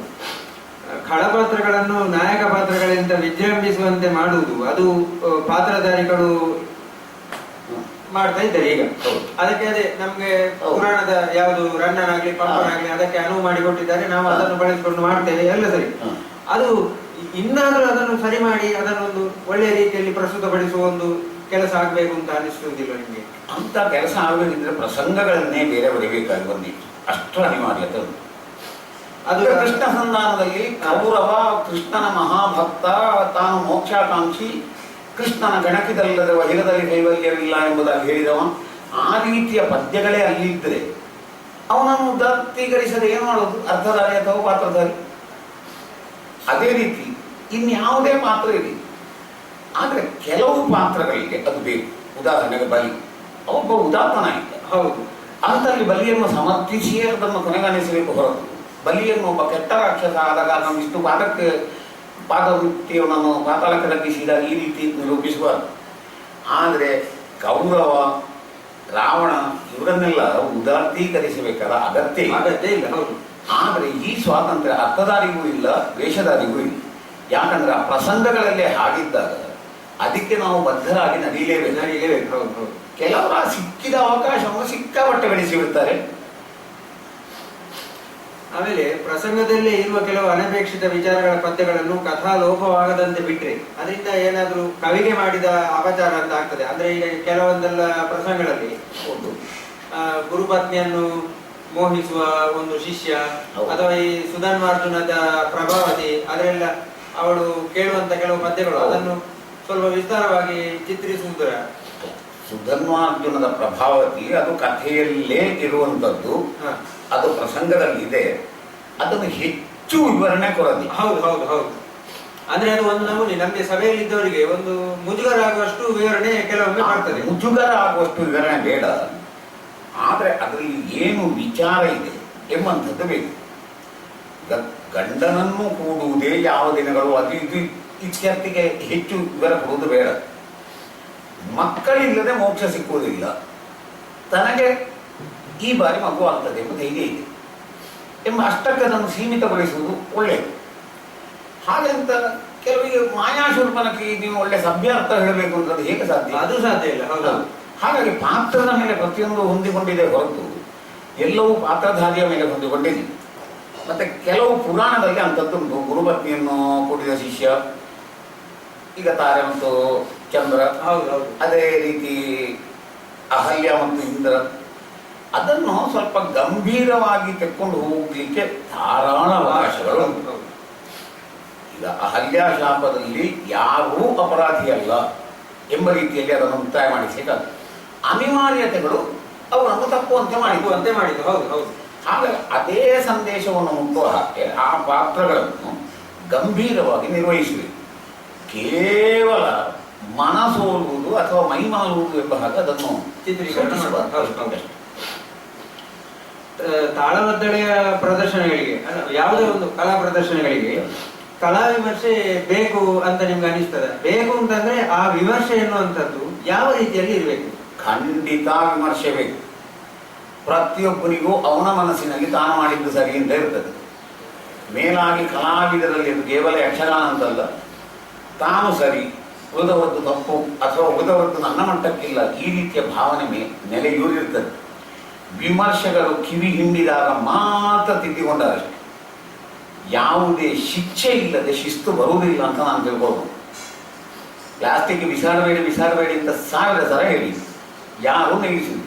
ಅದಕ್ಕೆ 50 ರೂಪಾಯಿ ಫೈನ್ ಅಂದರೆ ತನ್ನಿಂದಾನೇ ನಿಂತು. ಹಾಗೆ ಈ ಯಕ್ಷಗಾನ ಕಲಾವಿದರಿಗೂ ಶಿಸ್ತು ಬೆಳೆಸಿಕೊಳ್ಳಲಿಕ್ಕೆ ವಿಮರ್ಶೆ ಬೇಕೇ ಬೇಕು. ಈ ಬಗ್ಗೆ ಇತ್ತೀಚೆಗೆ ಒಂದು 2-3 ಯಕ್ಷಗಾನ ಪತ್ರಿಕೆಗಳಿದೆ.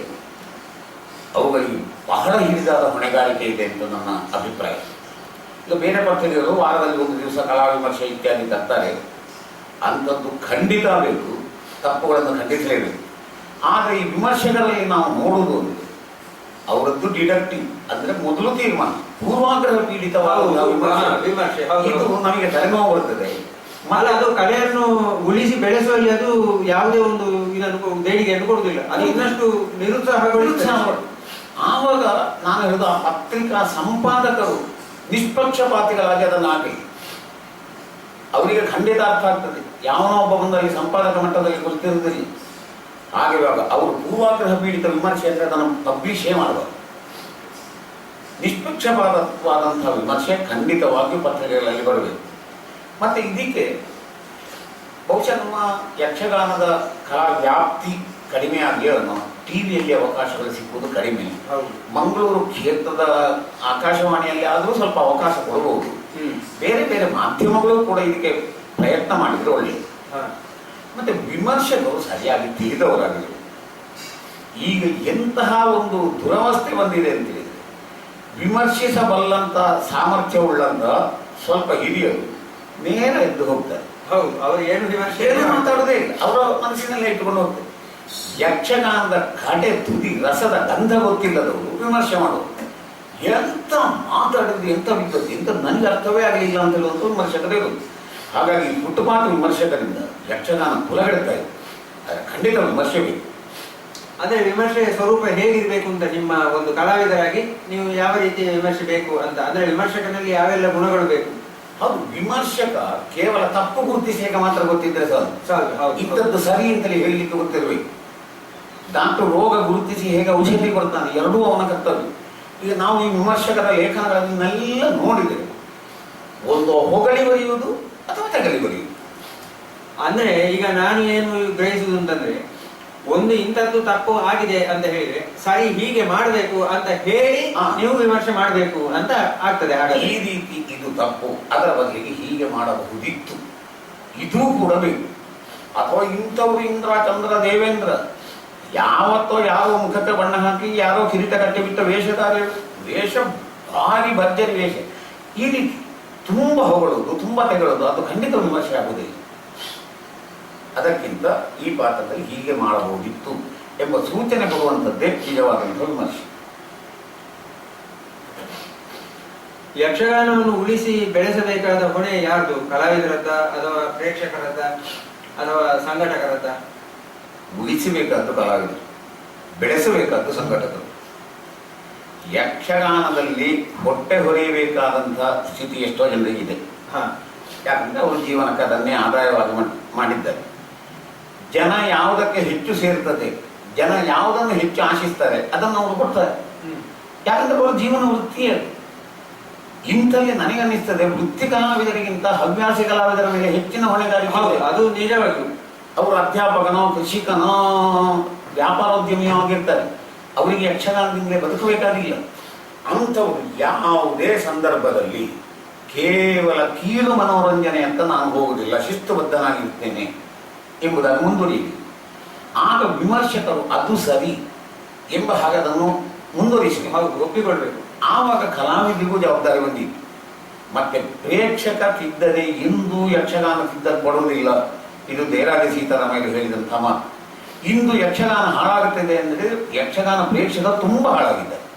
ಅಂದ್ರೆ ಪ್ರೇಕ್ಷಕರ ಅಭಿರುಚಿ ಕೀಳು ಮಟ್ಟಕ್ಕೆ ಇಳಿದಿದ್ರಿಂದಲೇ ಯಕ್ಷಗಾನ ಕೀಳು ಅಭಿರುಚಿಗೆ ಇಳಿದಿದೆ ಅಂತ ಹೇಳುದಾಗದೆ. ಖಂಡಿತ ಎಷ್ಟೋ ಕಲಾವಿದರು ಲಾಬಿ ಮಾಡ್ತಾರೆ ಎಂಬಂತ ಟೀಕೆ ಇದೆ.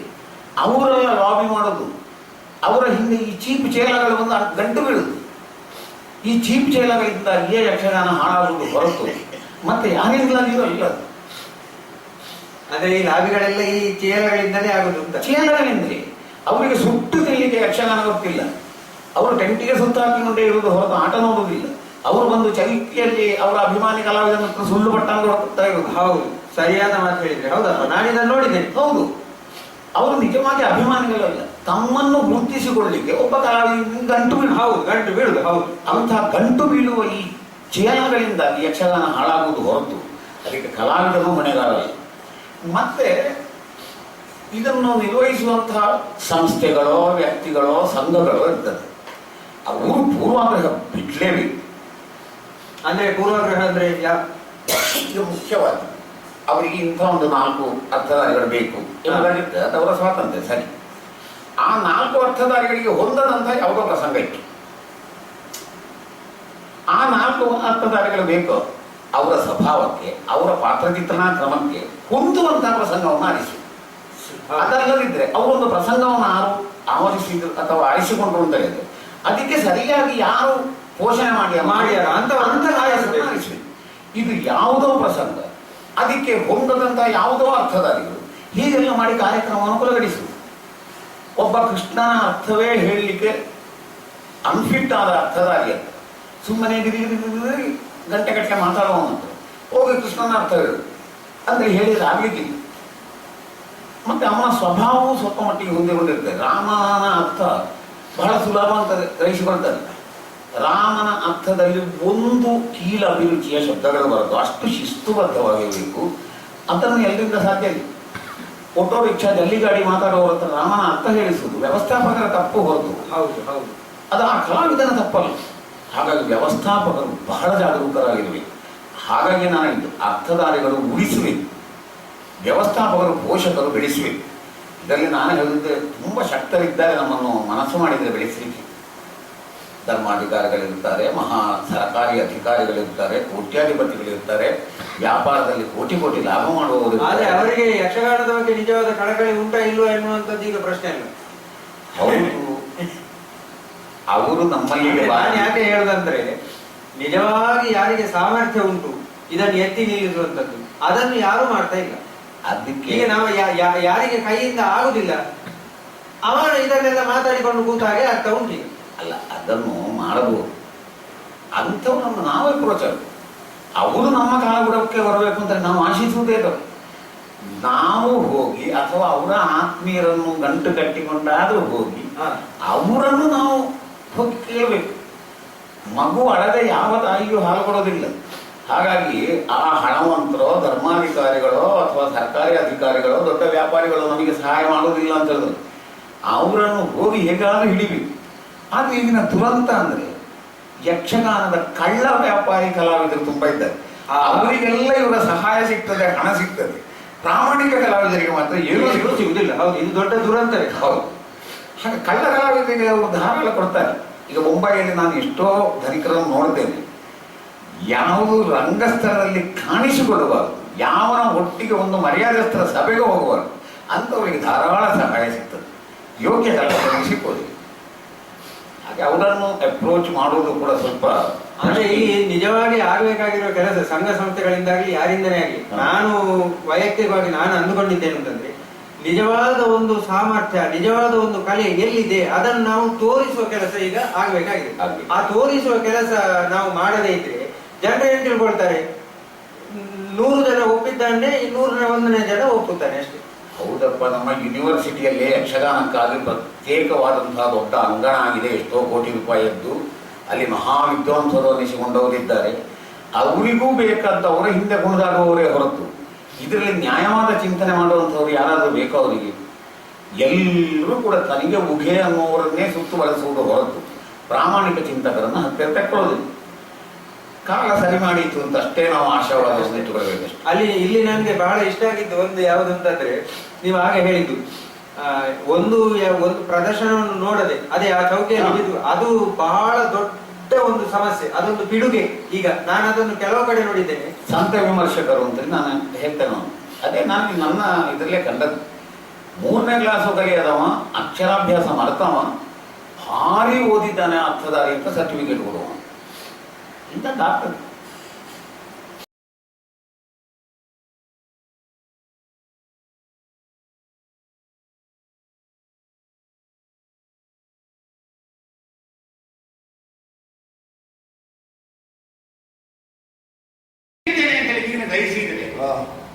ನೀನು ಕೇಳು, ನೀತಿ ಕೆಡುವುದಿಲ್ಲ.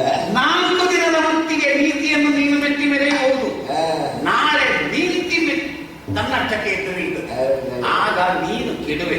ಅಲ್ಲ, ನಿನಗೆ ನಾನು ಹೇಳುವ ಯಾರು ಹೇಳಿದ್ರು ಬೇಡವಿಲ್ಲ. ಇಷ್ಟು ಸಹಸ್ರಮಾನ ಕೆಡಲಿಲ್ಲ. ಆಗ ನಿನ್ನ ಫಲವಿರುವುದು ಹಾಗೆ. ಆರು ಮತ್ತೊಮ್ಮೆ ನಿನಗೆ ಸಾರಿದೆ ಅಂತ ಹೇಳುವಾಗ ನಿನಗೆ ಸುಲಭದಲ್ಲಿ ಸಾರಿದರೆ ಯಾವ ಮಾತನ್ನು ಕೇಳುವಲ್ಲ. ಈಗ ಹೇಳ್ತೇನೆ, ನಿನಗೆ ಸಾಕಾಗಿದೆ, ಮರ್ಯಾದೆಯಿಂದ ನನ್ನ ಹೆಂಡತಿಯನ್ನು ಕೊಡ್ತೀಯ? ನಿನಗೆ ಹೆಣ್ಣು ಬೇಕಲ್ವ?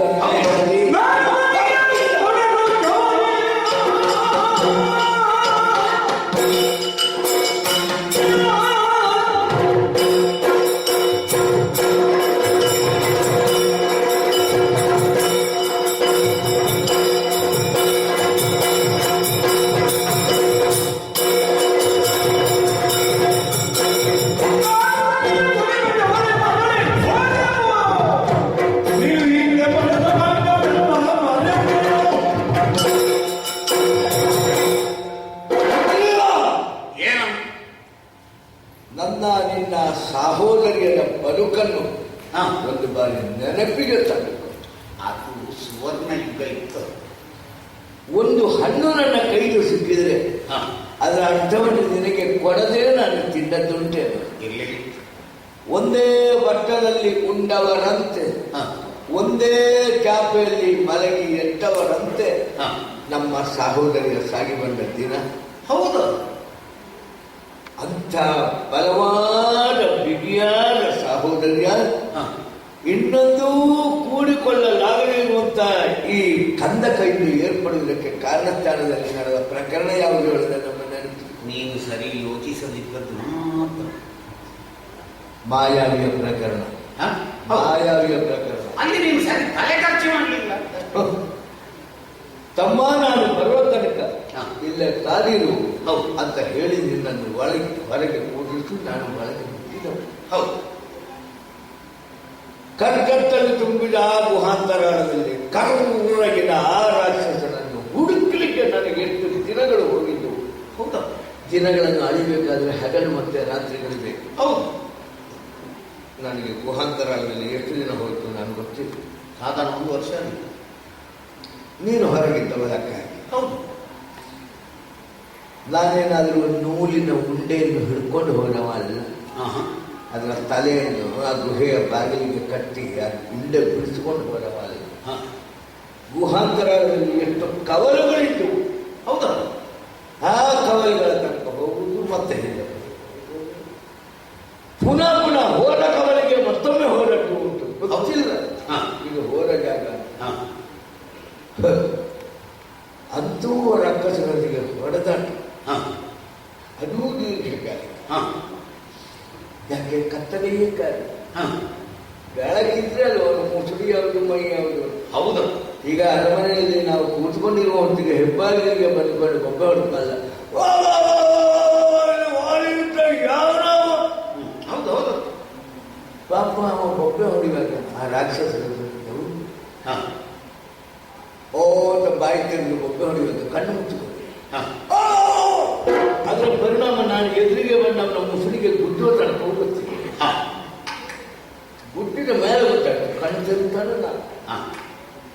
ಅವನ ಕತ್ತಿ ಕೈ ಹಾಕ್ತೇನೆ. ಹ. ಯಾಕೆ ಹಗಲಂತಂದ್ರೆ ಕತ್ತು ಕಾಣಿಸ್ತದೆ. ಹ. ಉತ್ತಿರಿಕೊಂಡವನು ಮುಸುಡಿ ಯಾವುದು. ಹ. ಈ ಕತ್ತಲಿನಲ್ಲಿ ಮುಸುಡಿ ಯಾವುದು ಮೈ ಯಾವುದು ಗೊತ್ತಾಗ್ತದೆ. ಹ. ಹಾಗಾಗಿ ಹೊಡೆದಾಟವು ದೀರ್ಘಕಾಲಿಕ. ಹೌದು. ಪಾಪಿ ಮಗ ಹಾ ತಮ್ಮ ಸುಗ್ರೀವ ನಾ ಸತ್ತೆ ಅಂತ ಹೇಳಿದಾಗ ಹ. ಸಾಯುವ ಹೊತ್ತಿಗೂ ರಕ್ಕಸ ತನ್ನಲ್ಲಿ ಹುಟ್ಟಿ ಬಿಡ್ಲಿಲ್ವಲ್ಲ. ಹ. ಅಯ್ಯೋ ನನ್ನ ತಮ್ಮನ ಗತಿ ಏನಾಗಿತ್ತಪ್ಪ ಇದನ್ನು ಕೇಳಿದ್ರೆ ಹ. ನನ್ನ ಜೀವಪುರ ನಿನ್ನಲ್ಲಿ ಹ. ನನ್ನ ಸ್ವರವನ್ನು ಅನುಕರಿಸಿ ಹೇಳಿರಬಹುದಾಗಿದ್ದ ಅವನ ಆ ಘೋಷಣೆಯಿಂದ ಹ. ಅದರ ಶ್ರವಣ ಮಾತ್ರದಿಂದ ನಿನ್ನಲ್ಲಿ ಏನು ಪರಿಣಾಮ ಆಯಿತು. ಹ. ಎಷ್ಟು ಬೇಗ ಸಾಧ್ಯವೋ ಅಷ್ಟು ಬೇಗ ಹೊರಬರಬೇಕು ಹೇಳಿ ಆ ರಕ್ಕಸ ಸಟ್ಟದನ್ನು ಖಚಿತಪಡಿಸಿಕೊಳ್ಳುತ್ತಿಲ್ಲ. ಹೊರಗೆ ಬಂದ ಹ. ಬರಲಿಕ್ಕೆ ಆಯ್ತು ಅಂತ ಮಾಡಿದ್ದೇನೆ. ಹ. ದಾರಿ ಗೊತ್ತಿಲ್ಲ. ಹೌದು. ನಾನು ಒಳ ಪ್ರವೇಶ ಮಾಡಿದಂತೆ ಆ ದ್ವಾರವೇನುಂಟು ಹ. ಅದು ಹಾಗೇ ಉಳಿದಿದ್ರೆ ಹ. ಬೆಳಕಿನ ಕಿರಣವನ್ನು ಹೌದು. ಕೇಂದ್ರೀಕರಿಸಿಕೊಂಡು ನಾನು ಹೊರಗೆ ಬರಬೇಕು ಸುಲಭ. ಹ. ಬಹಳ ದಿನಗಳ ಬಳಿಕ ಹ. ಆ ದ್ವಾರ ಉದ್ದೇಶಪೂರ್ವಕವಾಗಿ ಮುಚ್ಚಲ್ಪಟ್ಟಿದೆ ಎಂದು ಗೊತ್ತುಪಡಿಸಿಕೊಂಡು ದ್ವಾರವನ್ನು ಬೇರಿಸಿ ಹೊರಬರು. ಹ. ನನ್ನ ನಿರೀಕ್ಷೆಯಿಂದ ಹೇಗಾಗಿರ್ತದೆ ಅಂತ. ಹೌದು. ಎದೆ ಒಳಗೆ ಸಾಯ್ತಾನೆ ನನ್ನ ತಮ್ಮ. ಹೌದು ಹೌದು ಹಾಗೆ ಇರ್ಬೇಕಂತ. ನೀನೂ ಇರಲಿಲ್ಲ, ನಿನ್ನ ಹೆಣವೂ ಇರಲಿಲ್ಲ. ನೀನು ಹುಡುಕಲಿಕ್ಕೂ ಹೋಗಲಿಲ್ಲ. ಇಂಥ ಮಾಡಬೇಕು. ನೀನು ತಮ್ಮನಿಗೆ ಏನಾದರೂ ಅಪಾಯ ಒದಗಿತು ಅಂತ ಅತ್ತ ಇತ್ತ ಹುಡುಕಲಿಕ್ಕೂ ಹೋಗಲಿಲ್ಲ ಅಂತ. ಬಿಲ್ಲಣ್ಣವರ ಬಾಣದಂತೆ ನಾನು ಕಿಸಿಗಟ್ಟಗೆ ಬಂದಾಗ ಅದೇ ಉದ್ದೇಶದಿಂದ. ಹ. ಇಲ್ಲಿಷ್ಟು ಮೋಸ ಆಗಿದೆ. ಹ. ಅಣ್ಣನೂ ತಮ್ಮನೂ ಇಲ್ಲದೆ ಈ ಹೊತ್ತಿನಲ್ಲಿ ಕಿಸಿಗಿಂದಗೆ ಏನೆಲ್ಲ ಆಗಿರಬಹುದು. ಹ. ಹ. ತಮ್ಮನಂತ ಮತ್ತೆ ನೋಡಿಕೊಡುವ ಧಾವಿಸಿ ಬಂದೆ. ಹ. ಹಾಗಂತ ಬೇರೆ ಯಾರು ಇರಲಿಲ್ಲ. ಹಾಗೆ ಬಂದೆ ನೋಡಿದ್ರೆ ಹ. ಬಲ್ಲೀರನ್ನೇ. ಹ. ಯಾರಂತ ಕೇಳಿ ಬಲ್ಲೀರಿ. ಹ. ಕಿಸಿಗಿಂದಗೆ ನಾವೇ ಸರಿ ಅಲ್ವ. ಹ. ಮನೆಯ ಸದಸ್ಯರೊಬ್ಬ ಸತ್ತಾಗ ಹ. ಅವನ ಹೆಣವನ್ನು ಸ್ಮಶಾನಕ್ಕೆ ತಗೊಂಡೋಗಿ ಹ. ಸುಟ್ಟು ಹ. ಅಲ್ಲಿರುವ ಹೊಲದಲ್ಲಿ ಮುಳುಗಿ ಹ. ಮನೆಗೆ ಬರ್ತೇವೆ. ಹ. ಆ ಸಾವಿನ ಮನೆಯಲ್ಲಿ ಯಾರೂ ಪಂಚಭಕ್ಷ ಪರಮಾನ್ನವನ್ನು ಯಾರೂ ಮಾಡುವುದಿಲ್ಲ. ಆದರೂ ಹಸುವನ್ನು ನಿಲ್ಲಿಸಿಕೊಳ್ಳುವುದಕ್ಕೆ ಗಂಜಿ ಬೇಯಿಸಲ್ಪಟ್ಟು ಎಷ್ಟು ಹೊಟ್ಟೆ ತುಂಬಿಸಬೇಕು. ಹೌದಾ? ಸತ್ತವನ ತಾಯಿಯೋ ತಂದೆಯೋ ಹೆಂಡತಿಯೋ ಅಣ್ಣನೋ ತಮ್ಮನೋ ಹ.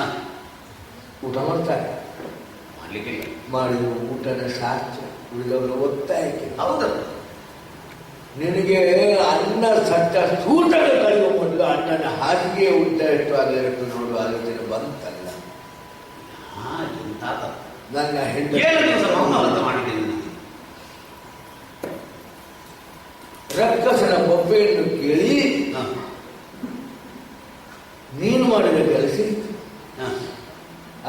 ಗುಹೆಯನ್ನು ಬಗೆದು ಆ ರಕ್ಕಸನವ ಅಥವಾ ಅಣ್ಣನ ಹೆಣವು ಅದನ್ನು ಇತ್ಯರ್ಥ ಮಾಡೋ ಬುದ್ಧಿ ನಿನಗೆ ಬರಲಿಲ್ಲ. ಬಿಡು. ಇಷ್ಟು ಮಾಡಿದ ಮೇಲೆ ನಿನ್ನನ್ನು ಬಿಡಬಹುದು.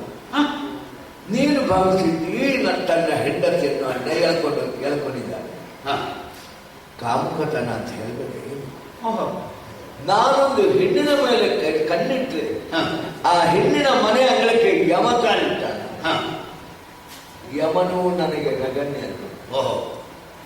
ಅಥವಾ ನಿನ್ನ ಹೆಂಡತಿ ಒಬ್ಬಳನ್ನು ಉಳಿದ್ರೆ ಮಿಕ್ಕ ಯಾರ ಹೆಣ್ಣಿನನ್ನಾದ್ರೂ ನಾನು ಕಡೆಗಣ್ಣಿನಿಂದಲಾದ್ರೂ ಕಂಡುಕೊಂಡೇನು ಇಲ್ಲ. ಹಾಗಾಗಿ ಅವಳ ಕುರಿತಾದ ಕಾಮ, ನಿನ್ನ ಕುರಿತಾದ ಕ್ರೋಧ. ನನ್ನ ಆ ಕ್ರೋಧದ ಅಭಿವ್ಯಕ್ತಿಗೆ ಈ ಕಾಮ. ನಿನ್ನ ಹೆಂಡತಿಯನ್ನು ಹೇಳ್ಕೊಂಡು ನಿನಗೆ ಸಾಯಿಗಳು ಹೆಂಡತಿ ಇರಬಾರ್ದು. ಒಬ್ಬಟ್ಟಿಯಾಗೆ ಬಿದ್ದಿದ್ದು ನಿಶ್ಚಯಮುಖವನ್ನು ಬಿಡಾರ ಮಾಡಿದ್ಯಲ್ಲ. ಹೌದು. ನನ್ನ ಮೂಗಿನ ತುದಿಯಲ್ಲಿ ಕೂತಾಗಿ ಕೂತ್ಕೋ. ಕಾಲ ಮರಸದ ನೋವಿಲ್ಲ. ಇಷ್ಟು ದೀರ್ಘಕಾಲದಿಂದ ತಮ್ಮನ ಮೇಲಿನ ಆಗ್ರಹ ಇಳಿಯಬಾರದು ಅಂತ ಇಲ್ಲ. ಆದರೆ ಇಳಿಯದಂತೆ ಮಾಡ್ತಾ ಇರುವವನೇ ಅದರಿಂದ ಮಾತ್ರ ಮರೆ ಮಾತಬೇಡ. ನಿನಗೆ ಕಿಷ್ಕಿಂದೆ ಹೆಬ್ಬಾಗಿಲ ತನಕ ಬರ್ಲಿಕ್ಕಾಗ ಆ ಹೆಬ್ಬಾಗಿಲ ದಾಟಿ ಸೀದಾ ಒಳಗವನ್ನು ಕಾಲಿ ಬೀಳಲಿಕ್ಕಾಗಲಿಲ್ಲ. ಅಣ್ಣ ತಮ್ಮಂದಿರಲ್ಲಿ ತಪ್ಪು ತಮ್ಮ ಮಾಡಿದ್ರು ಕಾಲು ಹಿಡಿಬೇಕಂತ ತಮ್ಮನೇ, ತಪ್ಪು ಅಣ್ಣ ಮಾಡಿದ್ರು ಕಾಲು ಹಿಡಿಬೇಕಂತ ತಮ್ಮನೇ. ನಿನ್ನ ಬಾಯಿಂದ ಅಣ್ಣ ಎಂಬ ಗೌರವ ಶಬ್ದ ಇಲ್ಲ. ಅಣ್ಣವಾಗಿ ಇಡೀ ವಿಶ್ವದ ಮುಂದೆ ಅಣ್ಣನಾದ ಈ ವಾಲಿಯನ್ನು ತನ್ನ ಶತ್ರು ರೂಪಿಸಿಕೊಳ್ತಾ ಇದ್ದೀ. ನಿನ್ನದ್ದಾದ ವರ್ತನೆ ಇಡೀ ಪ್ರಪಂಚದಲ್ಲಿ ನನಗೆ ಶತ್ರು ಅಂತ ಗುರುತಿಸಲ್ಪಡ್ತೇನೆ ನೀನೊಬ್ಬನ. ಆದ್ರಿಂದಲೇ ನಿನಗೆ ಹೆಂಡತಿಯನ್ನು ಕೊಡುವುದಿಲ್ಲ. ಇನ್ನೂ ಸ್ವಲ್ಪ ಗಟ್ಟಿ ಹೇಳ್ತದೆ. ಸಾಯ್ಬೇಡ.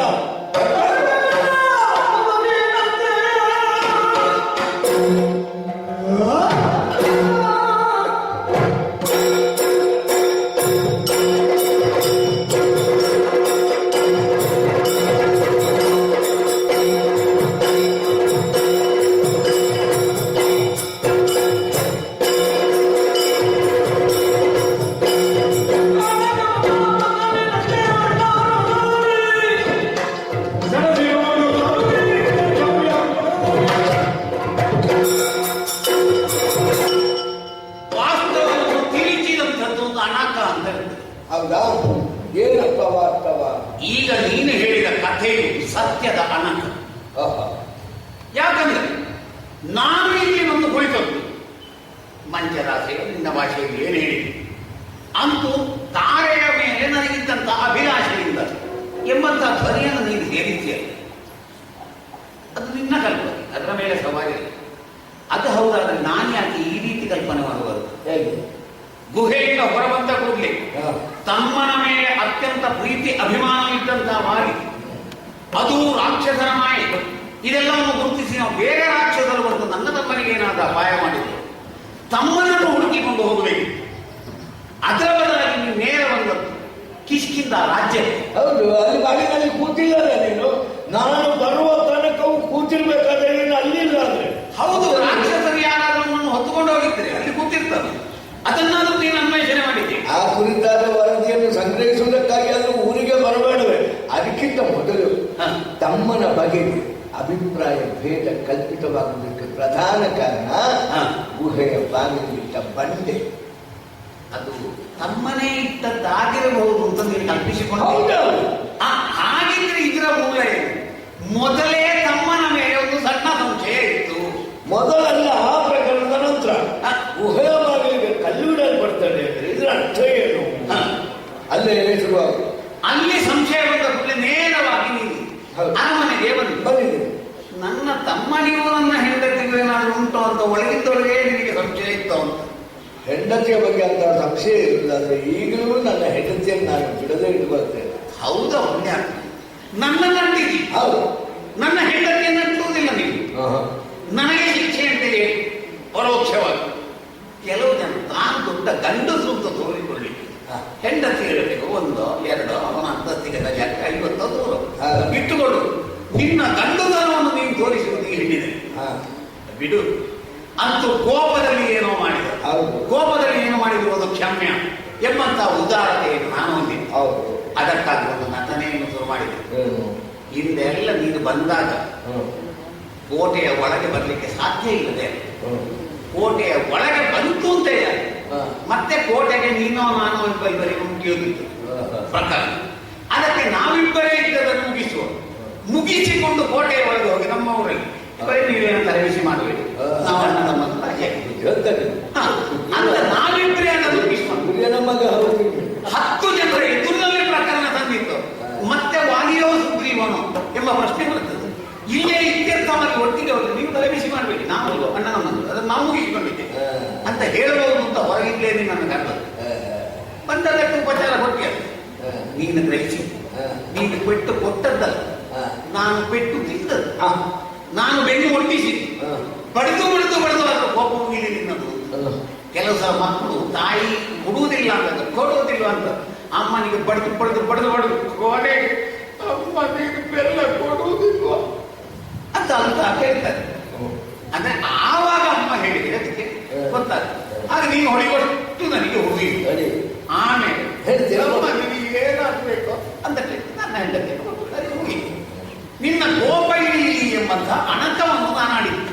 ಅವರಪ್ಪ ತಾಯಿಗೆ ಹೊಡಿತಾ ಇರುವುದು ತನ್ನ ಮಕ್ಕಳು ಭಾವನೆ. ಹೌದು, ಆದ್ರೆ ಕೊನೇ ಹಂತದಲ್ಲಾದ್ರೂ ತಿಂದ ತಾಯಿ ಕೊಡ್ತಾಳೆ. ನನಗೂ ಇಷ್ಟಕ್ಕೆ ನನ್ನ ಅಣ್ಣ ಬಲಿಷ್ಠ ಬುದ್ಧಿ ಇವನ ಬಗ್ಗೆ ನನ್ನ ಭಾವನೆ ಸತ್ತು ನಾಶವಾಗುವುದು. ಹಾಗಾದ್ರೆ ಈ ಹಿಂದೆ 3 ಸತ್ತು ನನ್ನ ತಪ್ಪಿಡ್ತಿದ್ದು. ಹೌದು, 3 ಸತ್ತು ನೀನು ಬಿಡ್ತಿದ್ದು, ಉಳಿದದ್ದು ನನ್ನ ಊಟಾಳೆ. ಹೌದಾ? ಅವರು ಇಲ್ಲಿಂದ ಕೊಂಡು ತೆಗಿಬೋಲ್ಲ, ಯಾರು ಕೈ ತಳ್ಳುವವರಿದ್ದಾರೆ. ಕೊಂದಾದ ಬಿಡ್ತಿದ್ಯಲ್ಲ ನಾವು ಕೊಲ್ಲಲಿಲ್ಲ. ಏನ್ ಮಾರಾಯ, ಶನಿ ಹಿಡಿದವರಿಗೆ ಸಾವು ಬರ್ತಾಗ ಅಲ್ಲ, ಶನಿ ದಶೆಯಲ್ಲಿ ಸಾವು ಬರುವುದಿಲ್ಲ ಅಂತ. ಶನಿ ದಶೆಯಲ್ಲಿ ಸಾವಿಲ್ಲ, ಬುಧ ದಶೆಯಲ್ಲಿ ಭಿಕ್ಷೆ ಇಲ್ಲ, ಅಂತ ಪ್ರಮೇಯ ಇಲ್ಲ. ಸತ್ರ ಶನಿ ಮತ್ತೆ ಕಾದುದೇ ನಿನ್ನ ಪಾಲಿನ ದೊಡ್ಡ ಅಣ್ಣ ಶನಿನ. ಹಾಗಾದ್ರೆ ಇಷ್ಟವರೆಗೆ ನನ್ನ ಪೂರ್ಣ ಸಾಮರ್ಥ್ಯದಿಂದ ನಿನ್ನಲ್ಲಿ ಹೋರಾಡಲಿಲ್ಲ. ಇಷ್ಟವರೆಗೆ ಅಣಕದ ಆಟವನ್ನಾಡಿತು. ಅಣಕ ಅಲ್ಲ ಅಣ್ಣ, ಮೊದಲಿನ. ಈಗ ಎದೆ ಸಲ್ಲಿಸಿ ಬರುವುದು, ಬೆನ್ನೊಟ್ಟಿಕೊಂಡು ಬರುವುದಲ್ಲ, ಸೆಣಸಿ ನೋಡು ಶೌರ್ಯದಿಂದ. ನೀತಿಯ ಬಗ್ಗೆ ನನಗೆ ಉಪದೇಶ ಮಾಡಿದ್ಯಲ್ಲ ನೀನು ಆವಾಗ. ಹೌದು, ನೀನು ಕೇಳ್ತೀನಿ ನೀತಿ ಅಲ್ಲ. ನೀತಿಯ ಬಗ್ಗೆ ನನಗೂ ಪ್ರಜ್ಞೆ ಉಂಟು.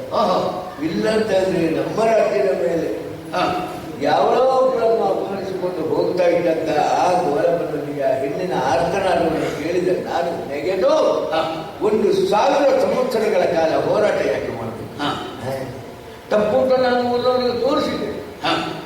ಹೆಣ್ಣಿನ ಮೇಲೆ ಅವನ ಇಷ್ಟಕ್ಕೆ ವಿರುದ್ಧವಾಗಿ ಕೈ ಮಾಡುವುದು ತಪ್ಪೇ ತಪ್ಪು. ಈಗ ನಾನು ತಪ್ಪನ್ನು ಅನುಕರಿಸುತ್ತಿದ್ದೆ. ಯಾಕೆ ನೀನು ಹೇಳಿದ ನಾನು ಕೆಡುವೆ.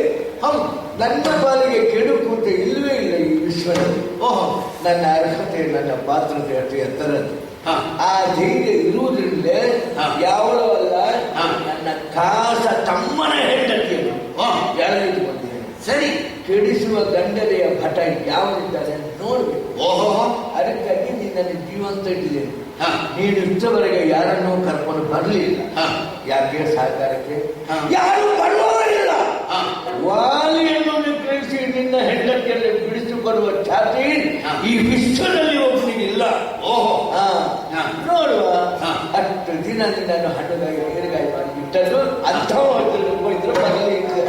ಜಗತ್ತು ಮುಕ್ತವಾಗಿದೆ. ಜಗತ್ತಿನ ಧ್ವನಿಯಿಂದ ಹೌದಾ? ನೋಡುವ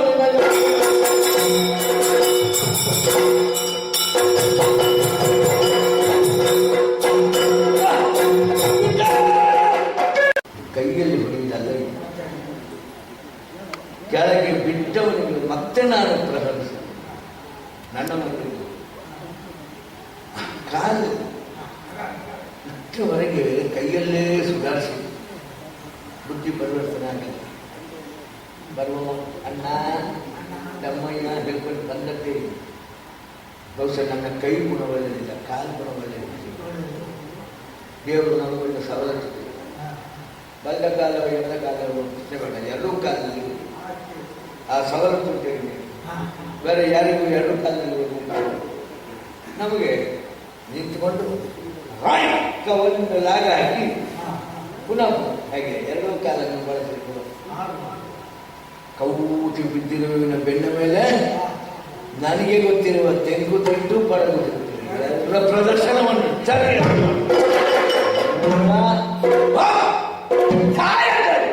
ದರಿದ್ರದವ ಈಗ ಸಾವು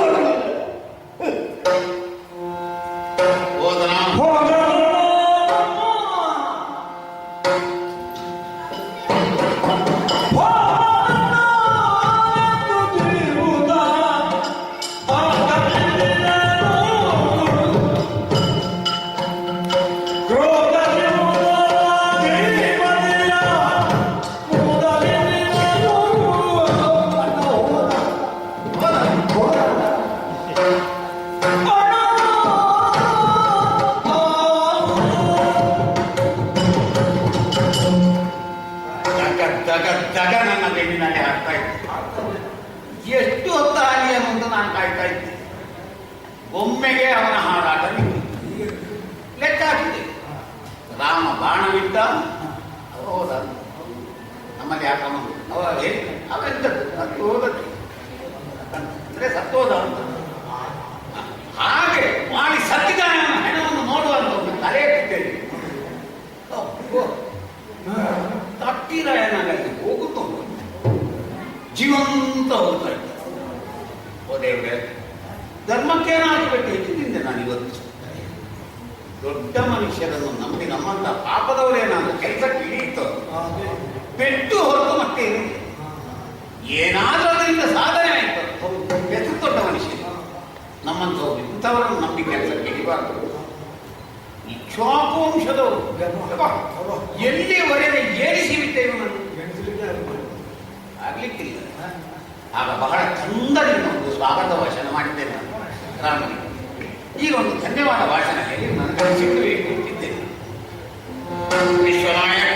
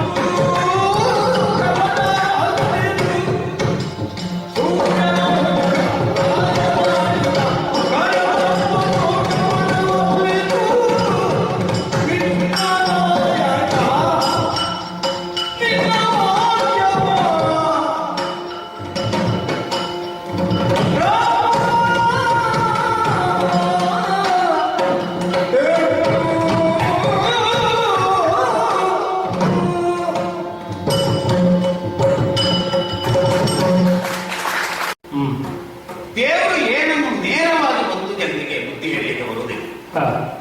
ಯಾವುದೋ ಮಾಧ್ಯಮದಿಂದ ಯಾವುದೋ ರೂಪಾಂತರದಿಂದ ತಿಳಿತಾನೆ ಹೊರತು ಸ್ವಾನುಭೂತಿ ಈಗ ಮಾನಾಯ ಅಂತ ಇರೋದು. ಮತ್ತೆ ನೇರವಾಗಿ ದೇವರೇ ಜನರಿಗೆ ಪಾಠ ಮಾಡಲಿಕ್ಕೆ ಹೊರಟ ಅಂತ ಹೇಳಿದ್ರೆ ಅವನು ದೇವರೇ ಆಗಿದೆ.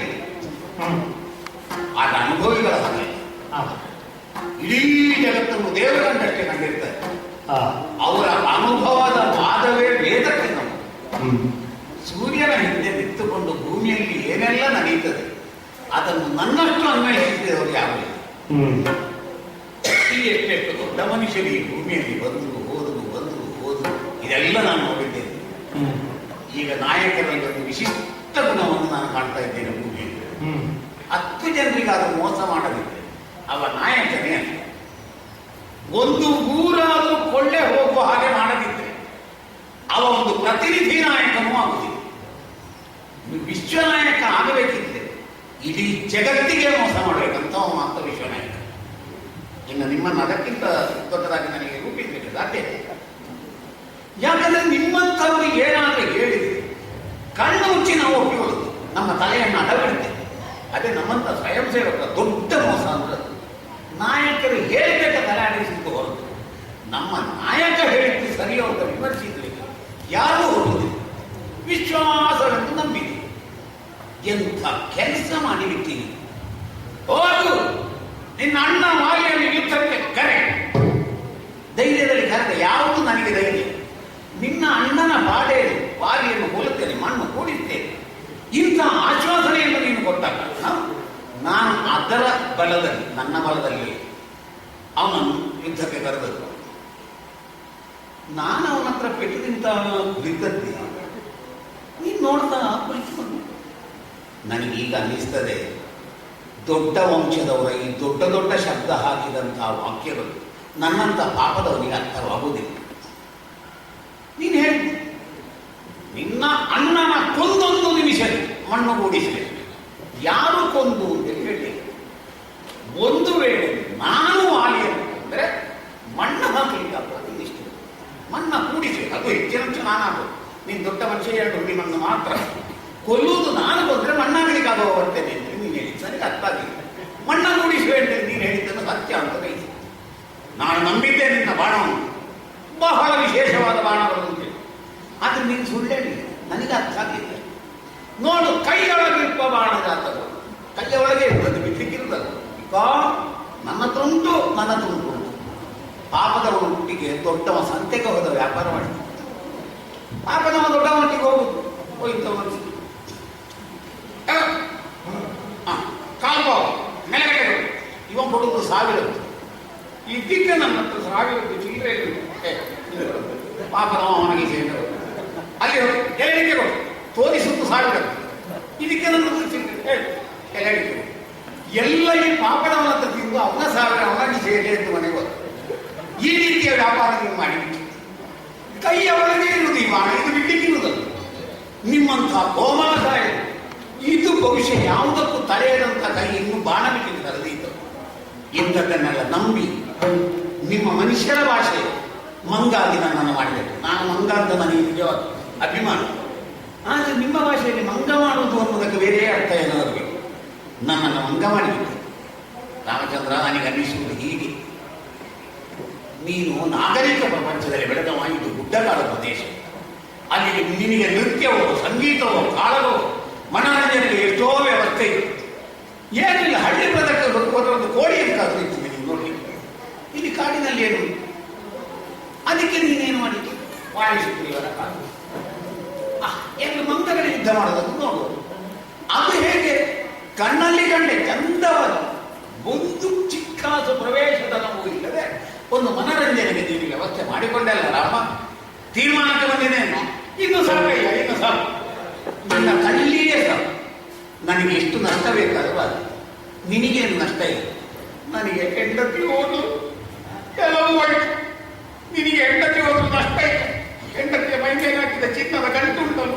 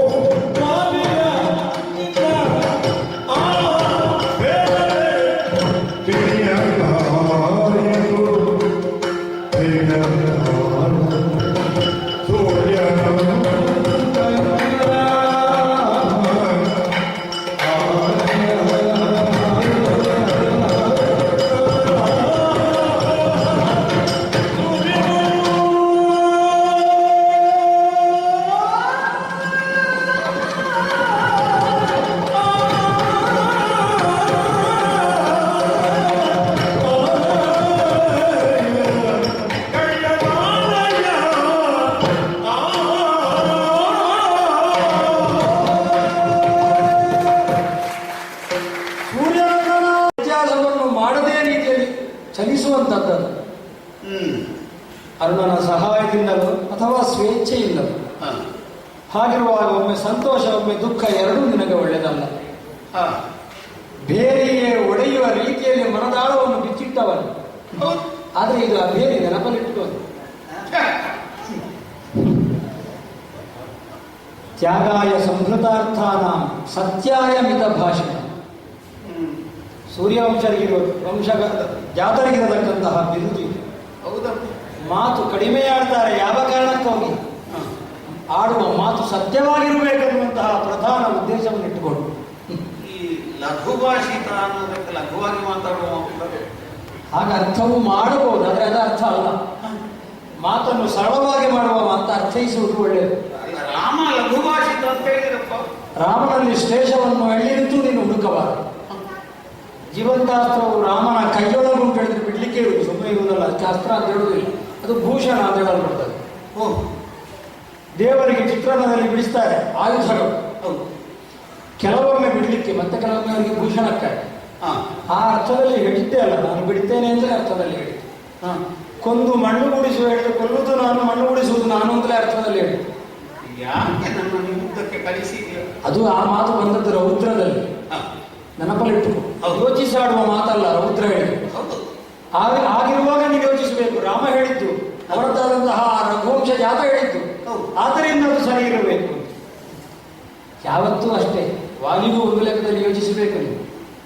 ದುಃಖದ ಆಧಿಕ್ಯದಲ್ಲಿ ಬರತಕ್ಕಂತಹ ಕೋಪದ ಮುಂದೆ ವಿಚಾರಣೆಯ ಅಥವಾ ವಿಚಾರದ ಕ್ಷಮತೆ ಶೂನ್ಯವಾಗಿರ್ತದೆ. ಅದು ನಿನ್ನಲ್ಲೂ ಕಂಡೆ ಹೇಳಿದ್ದಿ. ದೇವತೆಗಳು ಸಹ ಅಂಜುವರಣ್ಣನ ಟಿವಿ ಪರಾಕ್ರಮಕ್ಕೆ ಯೋಗ್ಯತೆ ಅಷ್ಟುಂಟು. ಹೀಗೆ ಮಾಡಿದ್ದಾನೆ, ಹಾಗೆ ಮಾಡಿದ್ದಾನೆ, ಆ ರೀತಿ ಮಾಡಿದ್ದಾನೆ, ಈ ರೀತಿ ಮಾಡಿದ್ದಾನೆ. ಸತ್ಯ ಆದ ಮೇಲೆ ಅವನ ವಿವರಣೆಗಳನ್ನು ಕೊಟ್ಟಿದ್ದೆ. ಒಂದೇ ರಕ್ತದಲ್ಲಿ ಹುಟ್ಟಿದ್ದು ಹೌದು ಅಂತಾದ್ರೂ ಅವ ಇಂದ್ರಜಾತ, ನಾನು ಸೂರ್ಯಜಾತ ಅಂತ ಹೇಳಿದ್ದೀನಿ. ಆದ್ದರಿಂದ ವಿಮರ್ಶೆಗಾಗಿ ನಾನು ಮುಂದೆ ಹೋಗಲಿಲ್ಲ, ನೀನಾಗಿ ಹೇಳಲಿಲ್ಲ.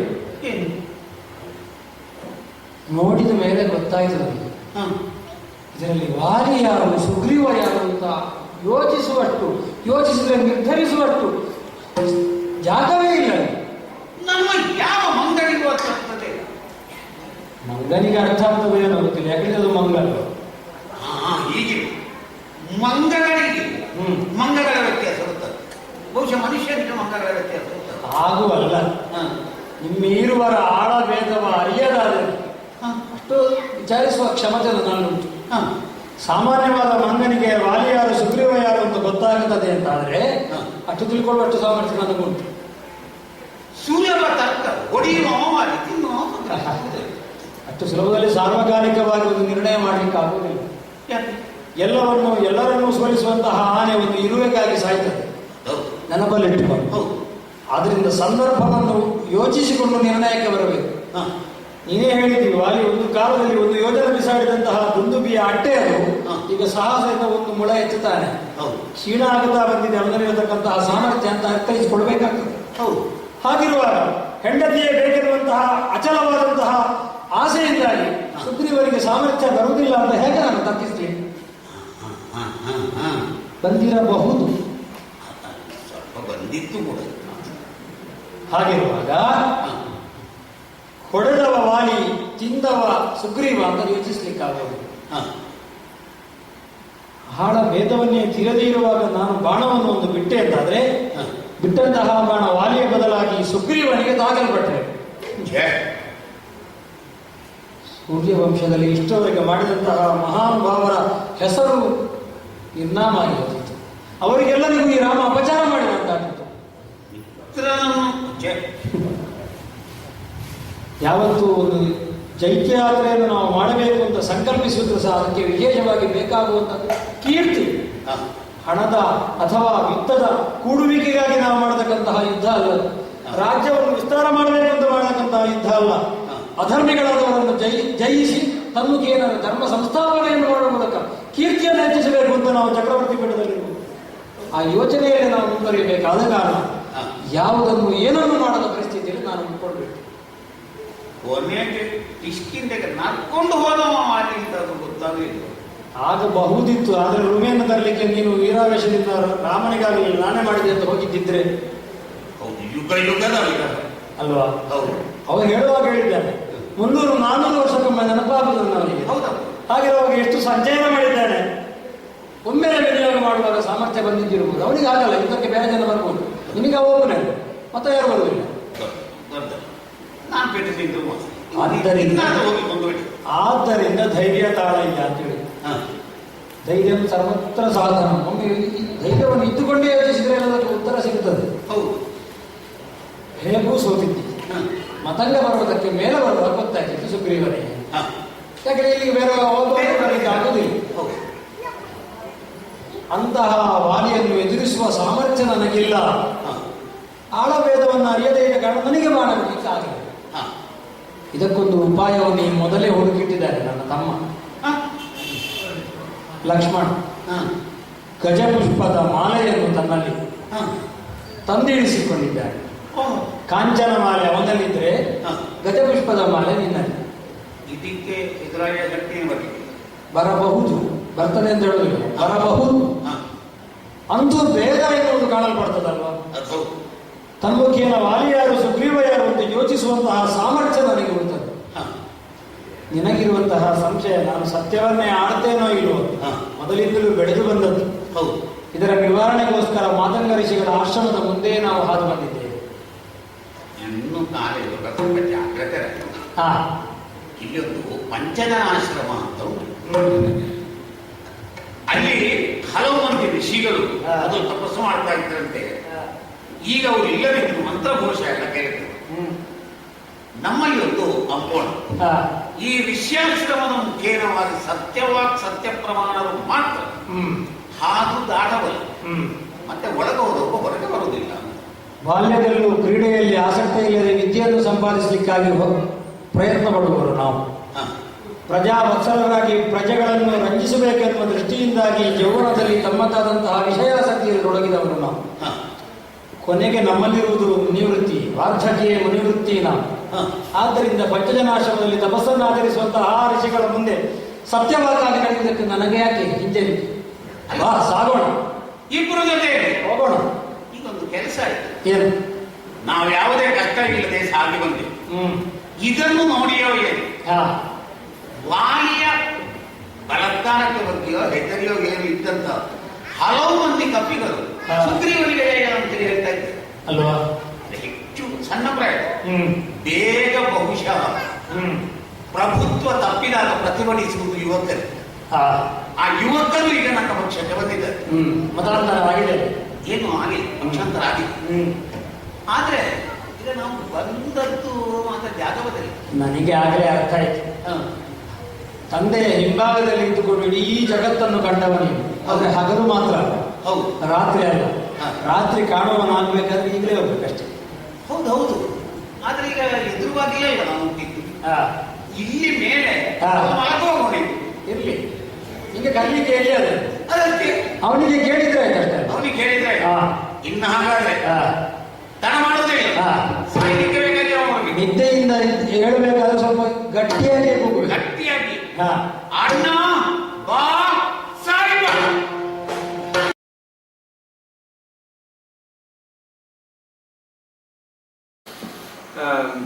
ವೇಷಧಾರಿಯಾಗಿ ನಿಮ್ಮ ಅನುಭವವನ್ನು ನಮ್ಮ ಜೊತೆ ಹಂಚಿಕೊಳ್ಳಿ ಸ್ವಲ್ಪ. ನಾನು ಪೂರ್ಣ ತಿರುಗಾಟದ ವೇಷಧಾರಿಯಾಗಿ ದುಡಿದದ್ದು ಒಂದೇ ವರ್ಷ. ಅದೇ ನಾರಾಯಣ ಗಂತಿಯವರು ಬಪ್ಪನಾಡ ಮೇಳ ಮಾಡಿದ. ಮತ್ತೆ ಬೇರೆ ಹಲವು ಮೇಳಗಳಲ್ಲಿ ಫೆಬ್ರವರಿ 28ಕ್ಕೆ 29ಕ್ಕೆ ನನ್ನ ಪಾಠ ಮುಗೀತಾ ಇತ್ತು. ಮತ್ತೆ ಅದರಲ್ಲಿ ವೇಷಧಾರಿಯಾಗಿ ತಿರುಗಾಟ ಮಾಡಿದ್ದೇನೆ. ಅದರಲ್ಲಿ ಮುಖ್ಯ ವ್ಯತ್ಯಾಸ ನಾನು ಕಾಣೋದು, ದೀರ್ಘ ತಿರುಗಾಟದಲ್ಲಿ ಅದೇ 10-13 ಕಲಾವಿದರೊಂದಿಗೆ ಹೊಂದಿಕೊಂಡು ಹೋಗಬೇಕು. ತಾಳಮಂತ್ರೆಯಲ್ಲಿ ಆದರೆ ಇವತ್ತಿನ ಜೊತೆ ಕಲಾವಿದ ನಾಳೆ ಇರುವುದಿಲ್ಲ. ಹೌದು. ಹಾಗಾಗಿ ಏನಾದರೂ ಸಣ್ಣ ವೈಮನಸ್ಸು ಇದ್ರೂ ಕೂಡ ಒಂದು 4 ದಿವಸದಲ್ಲಿ ಮರೆತು ಹೋಗ್ತದೆ. ಹಾಗಾಗಿ ಮೇಳಗಳಲ್ಲಿ ರಾಜಕೀಯ ಹೆಚ್ಚು ಎಂಬ ಮಾತನ್ನು ನೀವು ಕಂಡಿರುವುದು. ಯಾಕಂದರೆ ದೀರ್ಘಕಾಲ ಒಟ್ಟಿಗೆ ಇರುವುದು. ಸ್ನೇಹವೂ ಬೆಳೆಯಬಹುದು, ವೈರವೂ ಬೆಳೆಯಬಹುದು, ಸ್ನೇಹ ವೈರ ಆಗಬಹುದು, ವೈರ ಸ್ನೇಹ ಆಗಬಹುದು, ಇಂಥದ್ದೆಲ್ಲ. ಹಾಗಾಗಿ ವೇಷಧಾರಿಯಾಗಿ ಬದುಕುವುದು ಬಹಳ ಕಷ್ಟ. ಅರ್ಥಧಾರಿಯಾಗಿ ಆವತ್ತು ಬಟ್ಟೆ ಮಡಿಸಿ ಹೋಗೋದು ಬಹಳ ಸುಲಭ. ಹಾಗಾಗಿ ಸಾಮಾನ್ಯವಾಗಿ ನಾವು ನೋಡ್ತೇವೆ, ಬಾಲ್ಯದಿಂದಲೇ ಮೇಳಕ್ಕೆ ಸೇರಿ ಬೆಳೆದವರು ಸರಿಯಾಗಿ ತಿರುಗಾಟ ಮಾಡ್ತಾರೆ. ಒಂದು ಸಾಧಾರಣ ಪ್ರಾಯ ಆದ ಮೇಲೆ ಮೇಳಕ್ಕೆ ತಿರುಗಾಟ ಮಾಡಿದವರು ಗೆಜ್ಜೆ ಕಟ್ಟುವ ದಿವಸವೂ ಇರುವುದಿಲ್ಲ, ಗೆಜ್ಜೆ ಬಿಡಿಸುವ ದಿವಸವೂ ಇರುವುದಿಲ್ಲ, ಇಂಥದ್ದು ಬರ್ತದೆ. ಮತ್ತೆ ಮೇಳದ ವೇಷಧಾರಿಯಾಗಿ ನನ್ನ ಮಟ್ಟಿಗೆ ಹೇಳುತ್ತಿದ್ರೆ ಬೇರೆ ಬೇರೆ ರೀತಿಯ ವೇಷಗಳು ಸಿಕ್ಕಿದೆ. ಮತ್ತೆ ಅಗರಿ ಭಾಗವತರ ಕೈ ಕೆಳಗೆ ಕೂಡ್ಲು ಮೇಳದಲ್ಲಿ 2 ವರ್ಷದ ತಿರುಗಾಟ ನನಗೆ ಬಹಳ ಅಮೂಲ್ಯವಾದ. ಪ್ರತಿಯೊಂದು ಪಾತ್ರದ ನಡೆ ಹೇಗೆ ಎಂಬಂಥದ್ದು.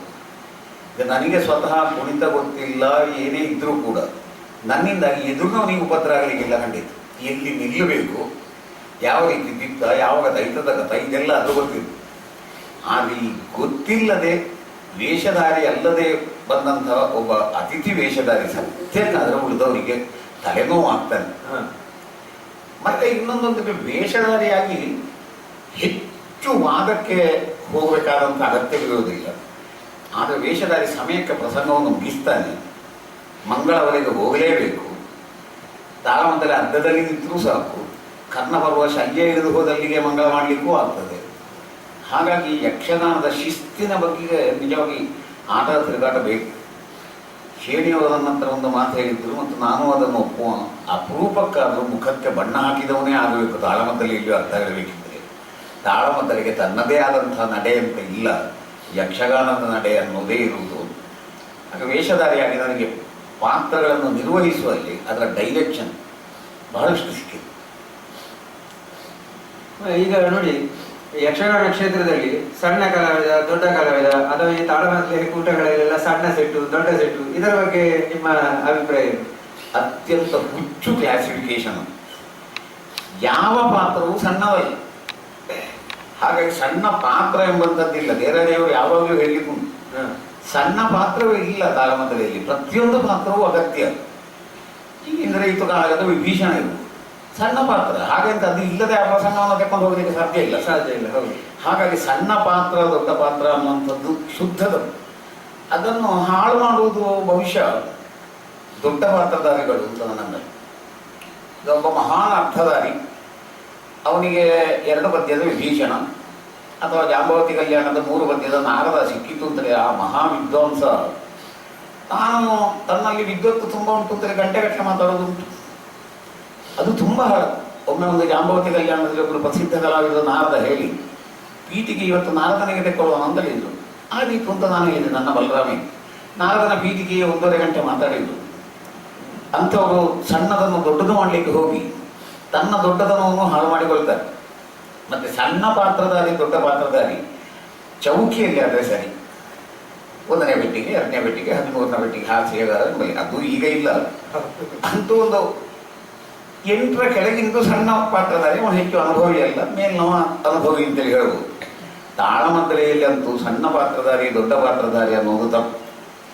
ಸಣ್ಣ ಪಾತ್ರಧಾರಿ ಅಂದರೆ ಹೊಸತಾಗಿ ಈ ಫೀಲ್ಡಿಗೆ ಇಳಿದವ ಜವಾಬ್ದಾರಿಯಿಂದ ದೊಡ್ಡ ಅರ್ಥವನ್ನು ಹೇಳ್ಬೋದು, ಹಾಳಾಗದೆ ಹೋಗ್ಬೋದು.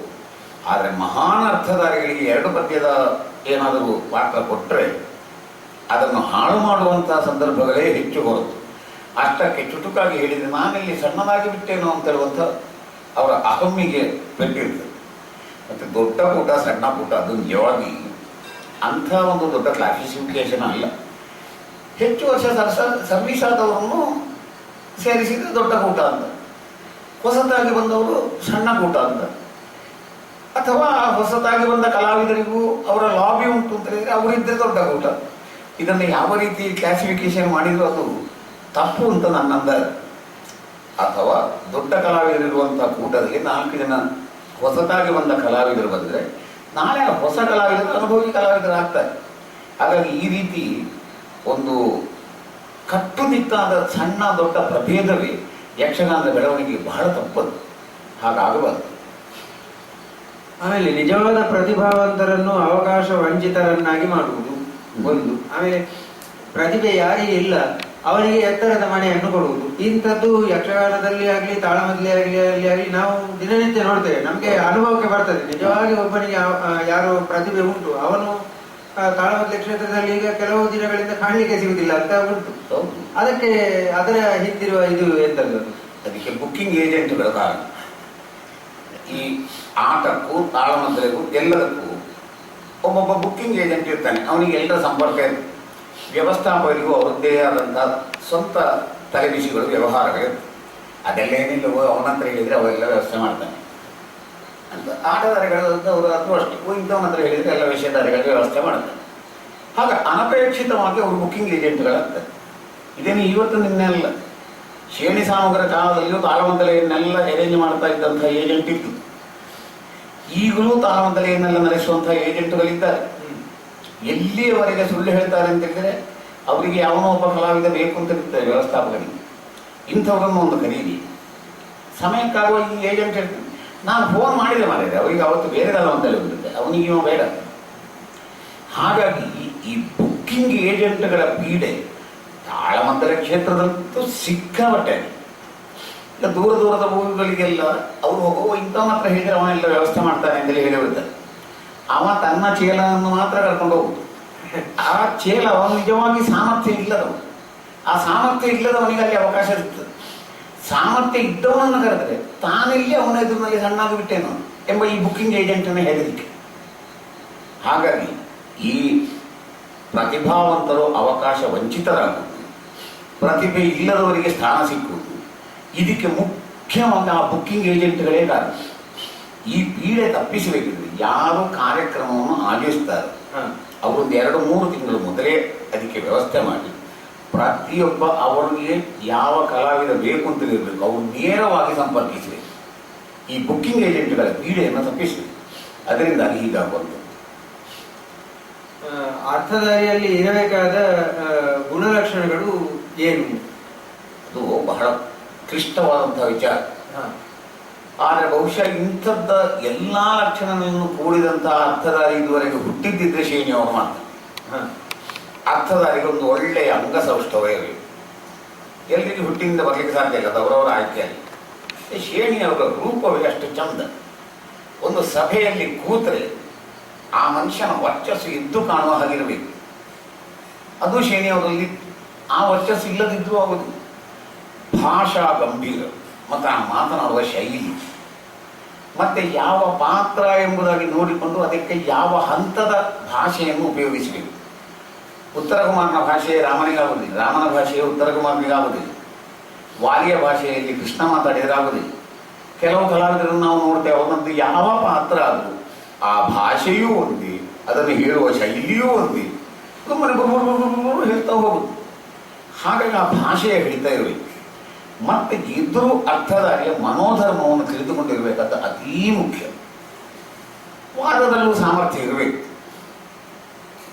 ಹಾಗೆ ಜನರು ಯಾಕೆ ಈ ತಪ್ಪಭಿಪ್ರಾಯಕ್ಕೆ ಬರ್ತಾರೆ ಅಂತ ನನಗೆ ಗೊತ್ತಾಗುತ್ತೆ. ಶೇಣಿಯವರನ್ನು ಮಹಾ ವಾದದಲ್ಲಿ ಗಟ್ಟಿಯ ವ್ಯಕ್ತಿ ಅಂತ ಜನ ಗುರುತಿಸುವುದು.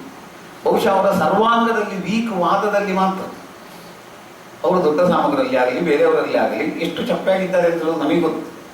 ಆದರೆ ಎಂಥ ಕಲಾವಿದನಿಗೂ ಶೇಣಿಯವರ ಪರ್ಸನಾಲಿಟಿ ಬರಲಿಕ್ಕೆ ಸಾಧ್ಯ ಇಲ್ಲ, ಆ ಭಾಷೆ ಬರಲಿಕ್ಕೆ ಸಾಧ್ಯ ಇಲ್ಲ, ಆ ಮಧ್ಯದಲ್ಲಿ ಪಾಸ್ ಕೊಡುವಂಥ ಗತ್ತು ಬರಲಿಕ್ಕೆ ಸಾಧ್ಯ ಇಲ್ಲ, ಜನರನ್ನು ತನ್ನಲ್ಲಿಗೆ ಎಳ್ಕೊಳ್ಳುವಂಥ ಭಾಷೆ ಇರಲಿಕ್ಕೆ ಸಾಧ್ಯ ಇಲ್ಲ. ಹಾಗೆ ಪರಿಪೂರ್ಣತೆ ಅಲ್ಲಿ ವ್ಯಕ್ತಿತ್ವದಲ್ಲಿ ಬರೀ ಒಂದು ಕ್ವಶ್ಚನ್ ಮಾರ್ಕಿನ ಹಾಗಿದ್ದಂಥ ದೇರಾಜಿಯವರು ಕೇವಲ ಮಾತಿನಿಂದ ಜನರನ್ನು ಗೆಲ್ತಾ ಇತ್ತು. ಆದರೂ ಶೇಣಿಯವರ ವರ್ಚಸ್ಸು ಅವರಿಗಿರಲಿಲ್ಲ. ದೊಡ್ಡ ಸಾಮಗ್ರಲ್ಲೇ ಬಹಳ ವಿದ್ವತ್ತಿ ಸ್ವರ ಇರಲಿ. ಹಾಗೆ ಹೆಚ್ಚಿನ ಹಿರಿಯ ಹಳೆಯ ಪ್ರತಿಷ್ಠಿತ ಕಲಾವಿದರಿಗೆ ಒಂದೊಂದು ಕೊರತೆ ಇತ್ತು. ಆದರೆ ಎಲ್ಲ ಸಮತೋಲನದಲ್ಲಿದ್ದದ್ದು ಶೇಣಿಯವರ ಹತ್ರ ಮಾತ್ರ. ಹಾಗಾಗಿ ನಮ್ಮ ಪರ್ಸನಾಲಿಟಿಯನ್ನು ನಾವು ಚೇಂಜ್ ಮಾಡಿಕೊಳ್ಳಲಿಕ್ಕೆ ಸಾಧ್ಯ ಇಲ್ಲ, ಜನ್ಮದದ್ದು. ಆದರೆ ಭಾಷೆ, ಮಂಡನೆ, ಖಂಡನೆ, ಮತ್ತೆ ಒಂದು ಸ್ವಗತ ಮತ್ತು ಹೇಳುವುದಿದ್ರೆ ಆ ಪಾತ್ರದ ಚೌಕಟ್ಟನ್ನು ನಿರ್ಮಿಸುವುದು, ಇಂಥದ್ದೆಲ್ಲ ನಿಜವಾಗಿ ಒಬ್ಬ ಅರ್ಥಧಾರಿಗೆ ಅತ್ಯಂತ ಮುಖ್ಯವಾದ. ಈ ಹೊಸ ಕಲಾವಿದರನ್ನು ಬಗ್ಗು ಬಡಿಯುವುದು, ಅದರ ಬಗ್ಗೆ ನಿಮ್ಮ ಅಭಿಪ್ರಾಯ ಏನು? ಈ ಬಗ್ಗು ಬಡಿಯುವುದು ತಪ್ಪಿ. ಆದರೆ ಬಗ್ಗು ಬಡಿಯುವುದು ಎಂಬಂಥ ಭಾವನೆ ಆ ಹೊಸ ಕಲಾವಿದರಲ್ಲಿ ಆದದ್ದೋ ಅಲ್ಲ ನುರಿತ ಕಲಾವಿದರದ್ದೋ? ನುರಿತ ಕಲಾವಿದ ತಾನು ದೊಡ್ಡವ ಅಂತ ತೋರಿಸಲಿಕ್ಕೆ ಹೊಸ ಕಲಾವಿದರನ್ನು ಬಗ್ಗು ಬಡಿಯುವುದು ಶುದ್ಧ ತಪ್ಪು. ಹೊಸ ಕಲಾವಿದು ತಾನು ಬುದ್ಧಿವಂತ ಅಂತ ಅಸಂಬದ್ಧ ಮಾತಾಡಿ ದೊಡ್ಡವರಿಂದ ಬಿಟ್ಟು ತಿಂದರೆ ಅದು ಅವನ ತಪ್ಪು. ಹಾಗಾಗಿ ಇದು ಯಾರಿಂದ ತಪ್ಪು ಆರಂಭವಾಗಿದೆ ಎಂಬಂಥದ್ದು. ಉದಾಹರಣೆಗೆ ಚೆನ್ನಪ್ಪ ಶೆಟ್ಟರು ಸ್ವಲ್ಪ ಇದ್ರು ಅರ್ಥಧಾರಿಗಳನ್ನು ಬಗ್ಗು ಬಡಿತಾ ಇದ್ರು. ಸರಿಯಾಗಿ ಎದುರಾಳಿ ಮಾತನಾಡಿದರೆ ಯಾವತ್ತೂ ಅವರು ಉಪದ್ರ ಕೊಡ್ತಾ ಇರಲಿಲ್ಲ. ಅಸಂಬದ್ಧ ಮಾತಾಡಿದವರಿಗೆ ಮಾತ್ರ ಬಿಟ್ಟು. ಶೇಣಿಯವರು ಅಷ್ಟೇ, ದೊಡ್ಡ ಸಾಮಗರು ಅಷ್ಟೇ, ಎಷ್ಟೋ ಜನರನ್ನ ಕಣ್ಣೀರಿಳಿಸಿದ್ರು. ಎದುರು ಅಸಂಬದ್ಧ ಮಾತಾಡಿದರೆ ಕಣ್ಣೀರಿಳಿಸಿದ್ರು ಹೊರತು ಸರಿಯಾಗಿ ಮಾತನಾಡಿದರೆ ಯಾವ ಹಿರಿಯ ಕಲಾವಿದರು ಏನೂ ಪತ್ರ ಕೊಡ್ತಾ ಇರಲಿಲ್ಲ. ಮತ್ತೆ ಆ ಬಗ್ಗುಬಡಿಯಲ್ಲಿ ಕೆಲವು ಸಲ ಒಂದು ಉದ್ದೇಶ ಇದೆ. ಯಾರ ಮೇಲೆ ಪ್ರೀತಿ ಇದೆ ಅವನನ್ನು ಬಗ್ಗು ಬಡಿಲಿಕ್ಕೆ ಹೊರಡುವುದುಂಟು. ಪೆಟ್ಟು ತಿಂದು ತಿಂದು ಅವನ ಪುಟಕ್ಕೆ ಹೇಳಬೇಕು ಅಂತ. ಈ ರೀತಿ ಆಗುವಂಥದ್ದು ಬಹಳ ಕಡಿಮೆ. ರಾಮದಾಸ್ ಸ್ವಾಮಿಗಳು ಗೋವಿಂದ ಭಟ್ರನ್ನ ಆ ರೀತಿ ತಯಾರು ಮಾಡಿದ್ದು. ಹುಟ್ಟದ ಬಿಡ್ತು ಮತ್ತೆ ಗೋವಿಂದ ಭಟ್ರ ಆ ಎತ್ತರಕ್ಕೆ ಏರಿದ್ದು. ನನ್ನ ಉದಾಹರಣೆಯನ್ನು ಆಗಲೇ ಹೇಳಿದ್ವಿ. ಪ್ರಥಮ ತಾಳಮದ್ದಲೆಯಲ್ಲಿ ಕಣ್ಣನೀರು ಹಾಕಿದ ಕಾರಣ ನನಗೆ ಅರ್ಥಧಾರಿ ಆಗಬೇಕು ಎಂಬ ಛಲ ಹುಟ್ಟಿದ್ದು. ಹಾಗೆ ಛಲ ಹುಟ್ಟಬಲ್ಲಂಥ ಕಲಾವಿದರನ್ನು ಬಗ್ಗು ಬಡಿದ್ರೆ ಮತ್ತೆ ಅವರು ನುರಿತ ಬಲಿತ ಕಲಾವಿದರಾಗ್ತಾರೆ. ಸುಮ್ಮನೆ ಅವರು ನನಗೆ ಉಪದ್ರ ಕೊಟ್ಟರು, ಇವರು ನಮಗೆ ಉಪದ್ರ ಕೊಟ್ಟರು ಅಂತೇಳಿ ಹೇಳುವಂಥ ಕಲಾವಿದರು ಅವರು ಬೆಳೆಯುವುದೂ ಇಲ್ಲ. ಏನಾದರೂ ಮಾತಾಡಿ ಪೆಟ್ಟು ತಿಂತಾ ಇರ್ತಾರೆ. ನಿಮ್ಮ ವೃತ್ತಿ ಜೀವನದಲ್ಲಿ ನಿಮಗೆ ಅತ್ಯಂತ ಖುಷಿ ತಂದುಕೊಟ್ಟ ಪಾತ್ರ ಯಾವುದು?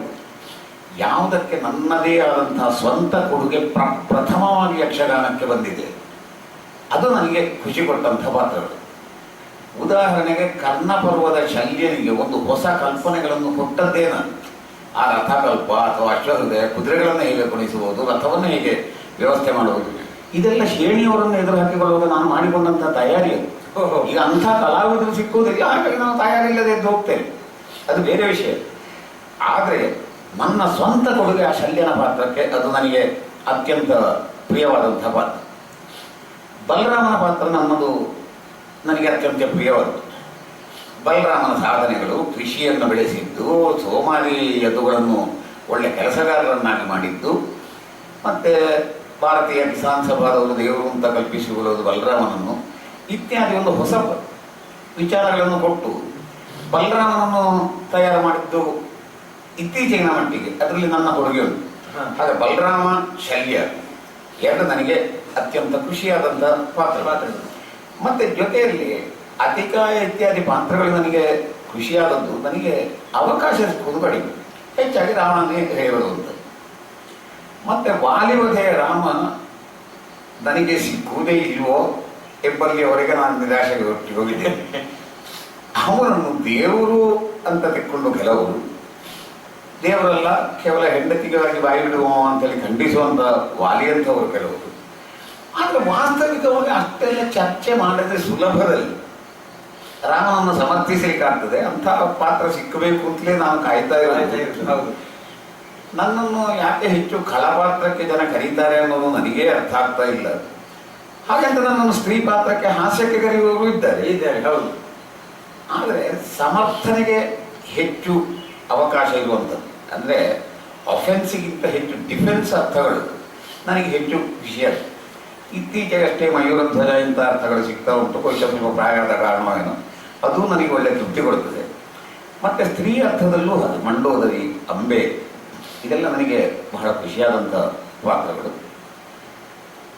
ಮತ್ತು ಸಾಮಾನ್ಯವಾಗಿ ನನಗೆ ಚಿಕ್ಕ ಪಾತ್ರಗಳಲ್ಲಿ ನನಗೆ ಹೆಚ್ಚು ಆನಂದವನ್ನು ನಾನು ಅನುಭವಿಸ್ತೇನೆ.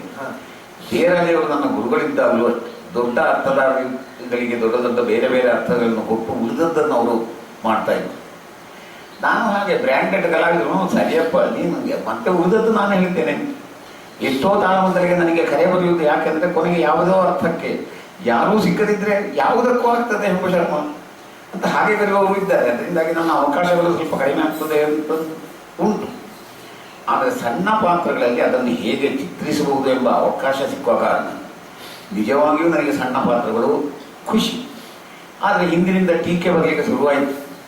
ಶರ್ಮರು ಇಡೀ ಪ್ರಸಂಗದ ಅರ್ಥ ಹೇಳುವುದರ ಬದಲಾಗಿ ಸಣ್ಣ ಸಣ್ಣ ಅರ್ಥ ಹೇಳಿ ರಕ್ಷಿಕೆ ನೋಡುವವರು. ಹಾಗೆ ಇತ್ತೀಚೆಗೆ ಪುನಃ ಎಲ್ಲ ಹೊರಟುವುದಿಲ್ಲ ಅಂತೇಳಿ ಮುಖ್ಯ ಅರ್ಥಗಳನ್ನು ನಾನು ಪುನಃ ಹೇಳಲಿಕ್ಕೆ ಶುರು ಮಾಡಿದ್ದೆ. ಮತ್ತು ಕೆಲವು ಒಳ್ಳೆ ಚಾಲೆಂಜಿಂಗ್ ಅರ್ಥಗಳಿರ್ತದೆ. ಈಗ ಗುರುದಕ್ಷಿಣೆಯ ದ್ರೋಣ ಎಲ್ಲ ಇವತ್ತಿನ ಕಾಲಕ್ಕೆ ಹೊಂದಿಕೊಂಡು ಪ್ರಶ್ನೆ ಕೇಳುವ ಏಕಲವ್ಯ ಶುದ್ಧ ತಪ್ಪು, ಹೌದು.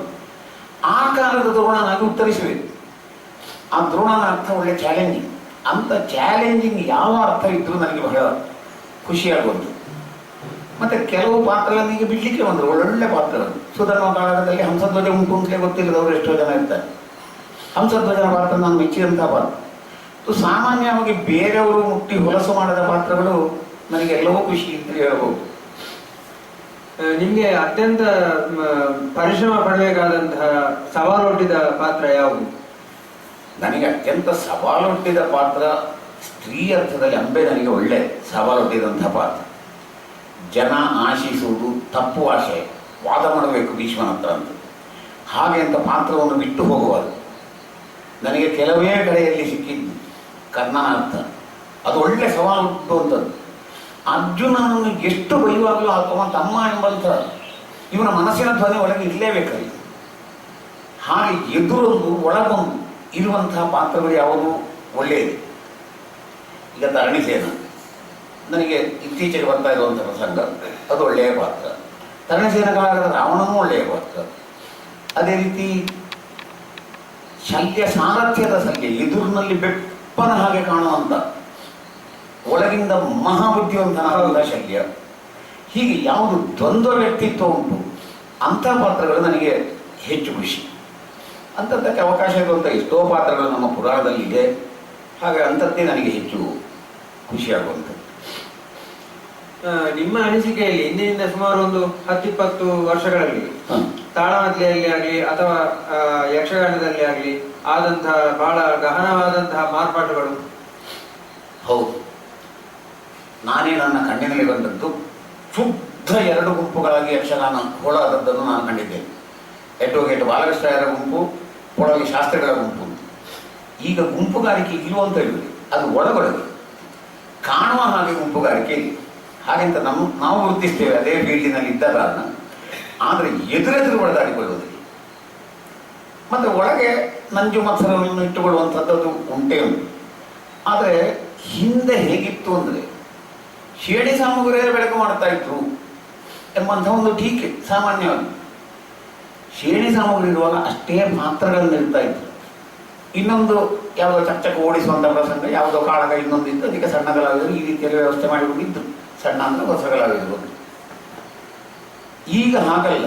ಕಷ್ಟ ಆಗುವುದು ಅಂದರೆ 4 ಗಂಟೆಯ ಕಾಲಮಿತಿಯ ಪ್ರಸಂಗ, ಅದರಲ್ಲಿ 2 ಪ್ರಸಂಗ ಬೇಕು. ಶರಸೇತು ಬಂಧನ ಕರ್ಮಬಂಧ ಹೀಗೆ ಏನಾದ್ರು ಅದಕ್ಕೆ 8 ಅರ್ಥಧಾರೆಗಳು ಬೇಕು, ಎಲ್ಲ ಪ್ರಸಿದ್ಧರು ಬೇಕು. 4 ಗಂಟೆಯಲ್ಲಿ ಮುಗಿಬೇಕು. ಏನು ಮಾಡ್ತೀರಿ? ಸಮತೋಲನ ಇಲ್ಲಕ್ಕಂತ ಸುರುವಿನ ವಿದ್ವಾಂಸ ತನಗೆ ಗೊತ್ತಿದ್ದದ್ದನ್ನೆಲ್ಲ ಕೊಡೀತಾನೆ. ಕೊನೆಗಿನವನ ಜೀವ ಬಿಟ್ಟು ಕಂಬಳ ಓಡಿಸಿ ಹೇಗಾದ ಪ್ರಸಂಗವನ್ನು ಮುಗಿಸ್ತಾನೆ. ಇಂಥದ್ದು ಮೊದಲೇ ಇರಲಿ. ಬುಡದಿಂದ ತಲೆಯವರೆಗೂ ಸಮಯವನ್ನು ಸರಿ ಹಂಚುತ್ತಾ ಇತ್ತು. ಅತಿರೇಕದ ತಾಳಮಂತ್ರಗಳಲ್ಲಿ ಅದು ತಪ್ಪದ ಇತ್ತು. ಅತಿರೇಕದ ತಾಳಮಂತ್ರಗಳು ಮೊದಲು ಹೆಚ್ಚು ಇತ್ತು. ಈಗ ಅತಿರೇಕದ ತಾಳಮಂತ್ರಗಳು ಮಧ್ಯದಲ್ಲಿ ನಿಲ್ಲುವುದು ಇಂಥದ್ದು ಕಡಿಮೆ ಆಗಿದೆ. ಆದರೆ ಆರ್ಟಿಫಿಷಿಯಲ್ ಎಂಡಿಂಗ್, ಸುರುವಿನ ಪ್ರಸಂಗದ ಸಮಯ ಹಾಳು ಮಾಡೋದು, 2ನೇ ಹೇಗಾದರೂ ಓಡಿಸಿ ಮುಗಿಸುವುದು, ಇಂಥದ್ದು. ಮತ್ತೆ ಸತ್ಯ ಹೇಳಬೇಕಿದ್ರೆ ಭಾಷೆ ಮೊದಲಿಗಿಂತ ಇವತ್ತು ಎಷ್ಟೋ ತಿದ್ದಿದೆ. ಬಹಳ ಹಿಂದೆ ನನ್ನ ಬಾಲ್ಯದ ಕಾಲದ ಭಾಷೆ ಅಂದರೆ ಅದು ಹುಟ್ಟುಮಾತು ಕನ್ನಡ ಕೂಡ ಅದರಲ್ಲಿತ್ತು. ಈಗ ಪ್ರೌಢ ಭಾಷೆ ಅಂತ ತಾಳಮಂತ್ರ ತಿರುಗುತ್ತಾ ಇದೆ. ಮತ್ತೆ ಮೊದಲಿನ ತಾಳಮಂತ್ರಗಳಲ್ಲಿ, ಆಟಗಳಲ್ಲಿ ಕಲಾವಿದನ ವೈಯಕ್ತಿಕ ಜೀವನವನ್ನು ಯಾರೂ ಗುರುತಿಸಲಿಲ್ಲ, ಅಥವಾ ಸಮಾಜದ ಜೀವನವು ಸ್ವಲ್ಪ ಕಡಿಮೆ ಇರ್ತಾರೆ. ಈಗ ಶಿಸ್ತುಬದ್ಧರನ್ನು ಮಾತ್ರ ಆಶಿಸ್ತಾರೆ. ಹಾಗಾಗಿ ಮೊದಲಿನ ಕಲಾವಿದರಿಗಿಂತ ಈಗಿನ ಕಲಾವಿದರಿಗೆ ಹೆಚ್ಚಿನ ಹೊಣೆಗಾರಿಕೆ ಬಂದಿದೆ. ತನ್ನ ಸ್ವಂತ ಜೀವನವನ್ನು ಸಮಾಜ ಗುರುತಿಸ್ತದೆ, ತಾನು ಸ್ವಲ್ಪ ಸಭ್ಯನಾಗಿರಬೇಕು ಎಂಬಂತಹ ಎಚ್ಚರಿಕೆ. ವೈಯಕ್ತಿಕವಾಗಿ ನನ್ನ ನಡತೆ ಕೂಡ ಒಂದು ಸ್ವಲ್ಪ ನಡತೆ ಕೂಡ 10 ಜನ ಚಪ್ಪಾಳೆ ತಟ್ಟುವಂತೆ ಆಗಬಾರದು, ಈ ರೀತಿಯ ಹೊಣೆಗಾರಿಕೆ ಬಂದಿದೆ. ಮೊದಲಿನವರಿಗೆ ಅಂಥದ್ದು ಏನೂ ಇರಲಿಲ್ಲ. ಪ್ರಸಿದ್ಧ ವೇಷಧಾರಿಗಳಂತೂ ಅವರನ್ನು ಮನೆಗೆ ಬರಿಸಬಾರದಂತಹ ಸ್ಥಿತಿಯಲ್ಲಿತ್ತು. ಹೌದು ಹೌದು ಹೌದು. ಈಗ ಹಾಗಲ್ಲ. ವಿದ್ಯಾವಂತರು ಇರುವುದು ಕೂಡ ಒಂದು ಪ್ಲಸ್ ಪಾಯಿಂಟ್, ಒಳ್ಳೆ ಉದ್ಯೋಗದಲ್ಲಿರುವುದು ಕೂಡ ಪ್ಲಸ್ ಪಾಯಿಂಟ್. ಅವರ ಜೊತೆಯಲ್ಲಿ ಬಂದವರಿಗೂ ಅದೇ ರೀತಿಯ ಅಂತೂ ಹೆಚ್ಚು ಸಂಸ್ಕಾರಯುತವಾಗಿ ಬೆಳೆಯುತ್ತಾ ಉಂಟು. ಕಲಾ ಪ್ರದರ್ಶನ ಸಂಸ್ಕಾರವನ್ನು ಕಳೀತಾ ಇದ್ರು ಕೂಡ ಕಲಾವಿದರು ಹೆಚ್ಚು ಸಂಸ್ಕಾರಯುತರಾಗ್ತಾ ಇದ್ದಾರೆ. ಮೊದಲೇ ಕಲಾವಿದರು ಸಂಸ್ಕಾರಯುತರಾಗ್ತಾನೆ ಇಲ್ಲ, ಆದರೆ ಕಲೆ ಸಂಸ್ಕಾರಯುತವಾಗುತ್ತೆ. ಇಷ್ಟು ವ್ಯತ್ಯಾಸವನ್ನು ನಾವು ಕಾಣ್ತೇವೆ. ಹೌದು. ಇದರಿಂದ ಪ್ರಯೋಜನ ಏನು? ಯಾವುದು? ಈಗ ಕಲಾವಿದರು ಸಂಸ್ಕಾರವಂತರಾದರೂ ಪ್ರದರ್ಶನ ಸಂಸ್ಕಾರ ಕಳೆದುಕೊಂಡಿದ್ದು ಅಂತಂದ್ರೂ ಅದರಲ್ಲಿ ಪ್ರಯೋಜನ ಇಲ್ಲ ನನಗೆ. ಅದೇ ದುರಂತ. ಅದು ಮುಖ್ಯವಾಗಿ ನಾನು ಕಾಣೋದು ವೇಷಧಾರಿಗಳು. ಎಷ್ಟೋ ಮಂದಿ ಅರ್ಥಧಾರಿಗಳಿದ್ದಾರೆ, ಅವರಷ್ಟು ಶಿಸ್ತು ತಪ್ಪುವುದಿಲ್ಲ. ಉದ್ಯೋಗದಲ್ಲಿ ಇದ್ದು ದೊಡ್ಡ ದೊಡ್ಡ ಡಿಗ್ರಿ ಪಡೆದವರು ಅಥವಾ ಕೋಟ್ಯಾಧಿಪತಿಗಳು ಇವರೇ ಇದನ್ನು ಹಾಳು ಮಾಡೋದು. ಈಗ ನಾನು ಉದ್ಯೋಗದಲ್ಲಿದ್ದವನಿಗೆ ಅದು ದೇವತೆಯಿಂದ. ನಾನು ಉದ್ಯೋಗದಲ್ಲಿ ದೊಡ್ಡ ಸಂಬಳ ಪಡೆದವನು ಅಲ್ಲ, ಏನೂ ಅಲ್ಲ. ಆದರೂ ಆ ದೊಡ್ಡ ಸ್ಥಾನವನ್ನು ನಾನು ಹೇಳಿದ್ದೆಲ್ಲ ಸರಿ ಎಂಬಂತಹ ಧೋರಣೆಯಿಂದ ಆ ರೀತಿ ತಪ್ಪುಗಳು ಆಗ್ತಾ ಇದೆ. ಅದನ್ನು ಅವರವರೇ ತಿದ್ದಿಕೊಳ್ಳಬೇಕು. ಯಾಕಂದ್ರೆ ಅವರು ಪ್ರತಿಷ್ಠಿತರು, ಬೇರೆಯವರು ಬುದ್ಧಿ ಹೇಳಿದರೆ ಅವರು ಕೇಳುವುದೂ ಇಲ್ಲ, ಅವರಾಗಿ ತಿದ್ದಿಕೊಳ್ಳುವುದೂ ಇಲ್ಲ. ಹಾಗಾಗಿ ಖಂಡಿತವಾಗಿಯೂ ಪ್ರತಿಯೊಬ್ಬ ಕಲಾವಿದನು ತನ್ನ ಆತ್ಮವಿಮರ್ಶೆ ಮಾಡಬೇಕು. ನನ್ನ ಜೀವನದಲ್ಲೂ ಕೆಟ್ಟ ದಿನಗಳಿತ್ತು, ಈಗಿನ ಒಳ್ಳೆಯ ದಿನಗಳಿದೆ. ಆದರೆ ಈ ಒಳ್ಳೆಯ ದಿನದಲ್ಲಿ ನಾನು ಅಹಂಕಾರ ಪಡುವುದಲ್ಲ, ನಾನು ಕೆಟ್ಟದಾಗಿದ್ದಾಗ ಏನಿತ್ತು, ನಾನು ಯಾಕೆ ಅವಕಾಶ ವಂಚಿತನಾಗಿದ್ದೆ, ಈ ರೀತಿ ಪ್ರತಿಯೊಬ್ಬ ಕಲಾವಿದನು ತನ್ನ ಆತ್ಮವಿಮರ್ಶೆ ಮಾಡಿಕೊಂಡಿತ್ತು ಅಂತಲೇ ಅದೇ ಖಂಡಿತ ಬೆಳವಣಿಗೆ ಸುಲಭ ಆಗ್ತದೆ. ಇನ್ನು ಮುಂದಕ್ಕೆ ತಾಳಮದ್ದಲೆ ಕ್ಷೇತ್ರದಲ್ಲಿ ಅಥವಾ ಯಕ್ಷಗಾನ ಕ್ಷೇತ್ರದಲ್ಲಿ ನೀವು ಯಾವ ಒಂದು ರೀತಿಯ ಆಶಾಕಿರಣವನ್ನು ನೋಡ್ತಾ ಇದ್ದೀರಿ? ಅಂದ್ರೆ ಯಾವ ರೀತಿ ಇದು ಬೆಳವಣಿಗೆ ಆಗ್ತದೆ ಅನ್ನುವಂಥ ಒಂದು ಇದು ದೃಷ್ಟಿಕೋನ. ತಾಳಮದ್ದಲೆಯ ಮೊದಲಿನ ರೂಪಿಗೆ ಹೋಗಬೇಕು. ಖಂಡಿತ ಅದರಿಂದ ಒಳ್ಳೆಯದಾಗ್ತದೆ. ನಮ್ಮ ಬಾಲ್ಯದಲ್ಲೆಲ್ಲ ಹೇಗೆ ಅಂತ ಹೇಳಿದರೆ, ಒಂದು ತಾಳಮದ್ದಲೆಗೆ 7 ಜನ ಅರ್ಥಧಾರಿಗಳಿದ್ದರೆ ಸ್ತುತಿಯಿಂದ ಮಂಗಳದವರೆಗೆ ಆ 7 ಜನ ಅರ್ಥಧಾರಿಗಳು ಸಭೆಯಲ್ಲೇ ಕೂತಾರೆ. ಎಲ್ಲೋ ದೈಹಿಕ ಬಾರಿಗೋ ಒಂದು ಚಾಕುಡಿಗೋ ಈ ರೀತಿ ಹೊರಗೆ ಹೋದರು. ಪುನಃ ಒಂದು ಕೂತ್ಕೊಂಡು ಬೆಳಿಗ್ಗೆ 5 ಗಂಟೆಗೆ ಅರ್ಥ ಹೇಳುವ 10 ಗಂಟೆಗೆ ರಂಗಸ್ಥಳದಲ್ಲೇ ಕೂತ್ಕೊಂಡಿರು.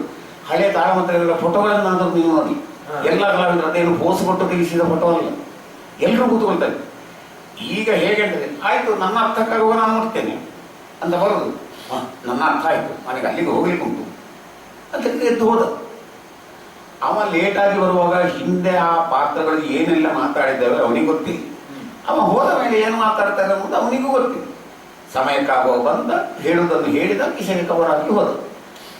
ಇದನ್ನು ನಿಲ್ಲಿಸಬೇಕು. ಮುಖ್ಯವಾಗಿ ಆರಂಭದಿಂದ ಕೊನೆಯ ತನಕ ನೀವು ಜೊತೆ ಇರತಕ್ಕದ್ದು. ಹೇಳ್ಬೋದು ನಮಗೆ ಬೇರೆ ಸಂಪಾದನೆ ಸರಿ, ಅವರಿಗೆ ಸರಿಯಾದಂತಹ ಸಂಭಾವನೆ ಕೊಡಲಿಕ್ಕೆ ಸಾಧ್ಯ ಇದ್ದರೆ ಮಾತ್ರ ಅವ್ರನ್ನ ಕಲಿಸಿ. ಹಾಗಾಗಿ ಅರ್ಧದಲ್ಲಿ ಬರುವ ಕಲಾವಿದರಾಗುವದ್ದು. ಇಡೀ ಕಾರ್ಯಕ್ರಮದ ಉದ್ದಕ್ಕೂ ಆ ಕಲಾವಿದರಲ್ಲಿ ಜೊತೆಯಲ್ಲಿರಬೇಕು ಒಂದು. ಮತ್ತೆ ಪ್ರಸಂಗವನ್ನು ಆಲಿಸುವಾಗ ಆ ಸೀಮಿತ ಸಮಯದಲ್ಲಿ ಮುಗಿಯುವಷ್ಟೇ ಪ್ರಸಂಗವನ್ನು ಇಟ್ಟುಕೊಳ್ಳಬೇಕು. ಅಥವಾ ಬೆಳಗ್ಗಿನವರೆಗೆ ಬೇಡದಷ್ಟು ಒಂದು ಸಣ್ಣ ತುಂಡು ಇಟ್ಟುಕೊಂಡು ಉಪದ್ರ ಕೊಡಬಾರದು. ನಮಗೆ 4 ಗಂಟೆಗೆ 3 ಪ್ರಸಂಗ ಕೊಟ್ಟು ಮುಗಿಸಿ ಅಂತೇಳಿ ಹೇಳಿದರೆ ಎಷ್ಟೋ ಸಲ ಬಹಳ ಕಷ್ಟ ಆಗ್ತದೆ.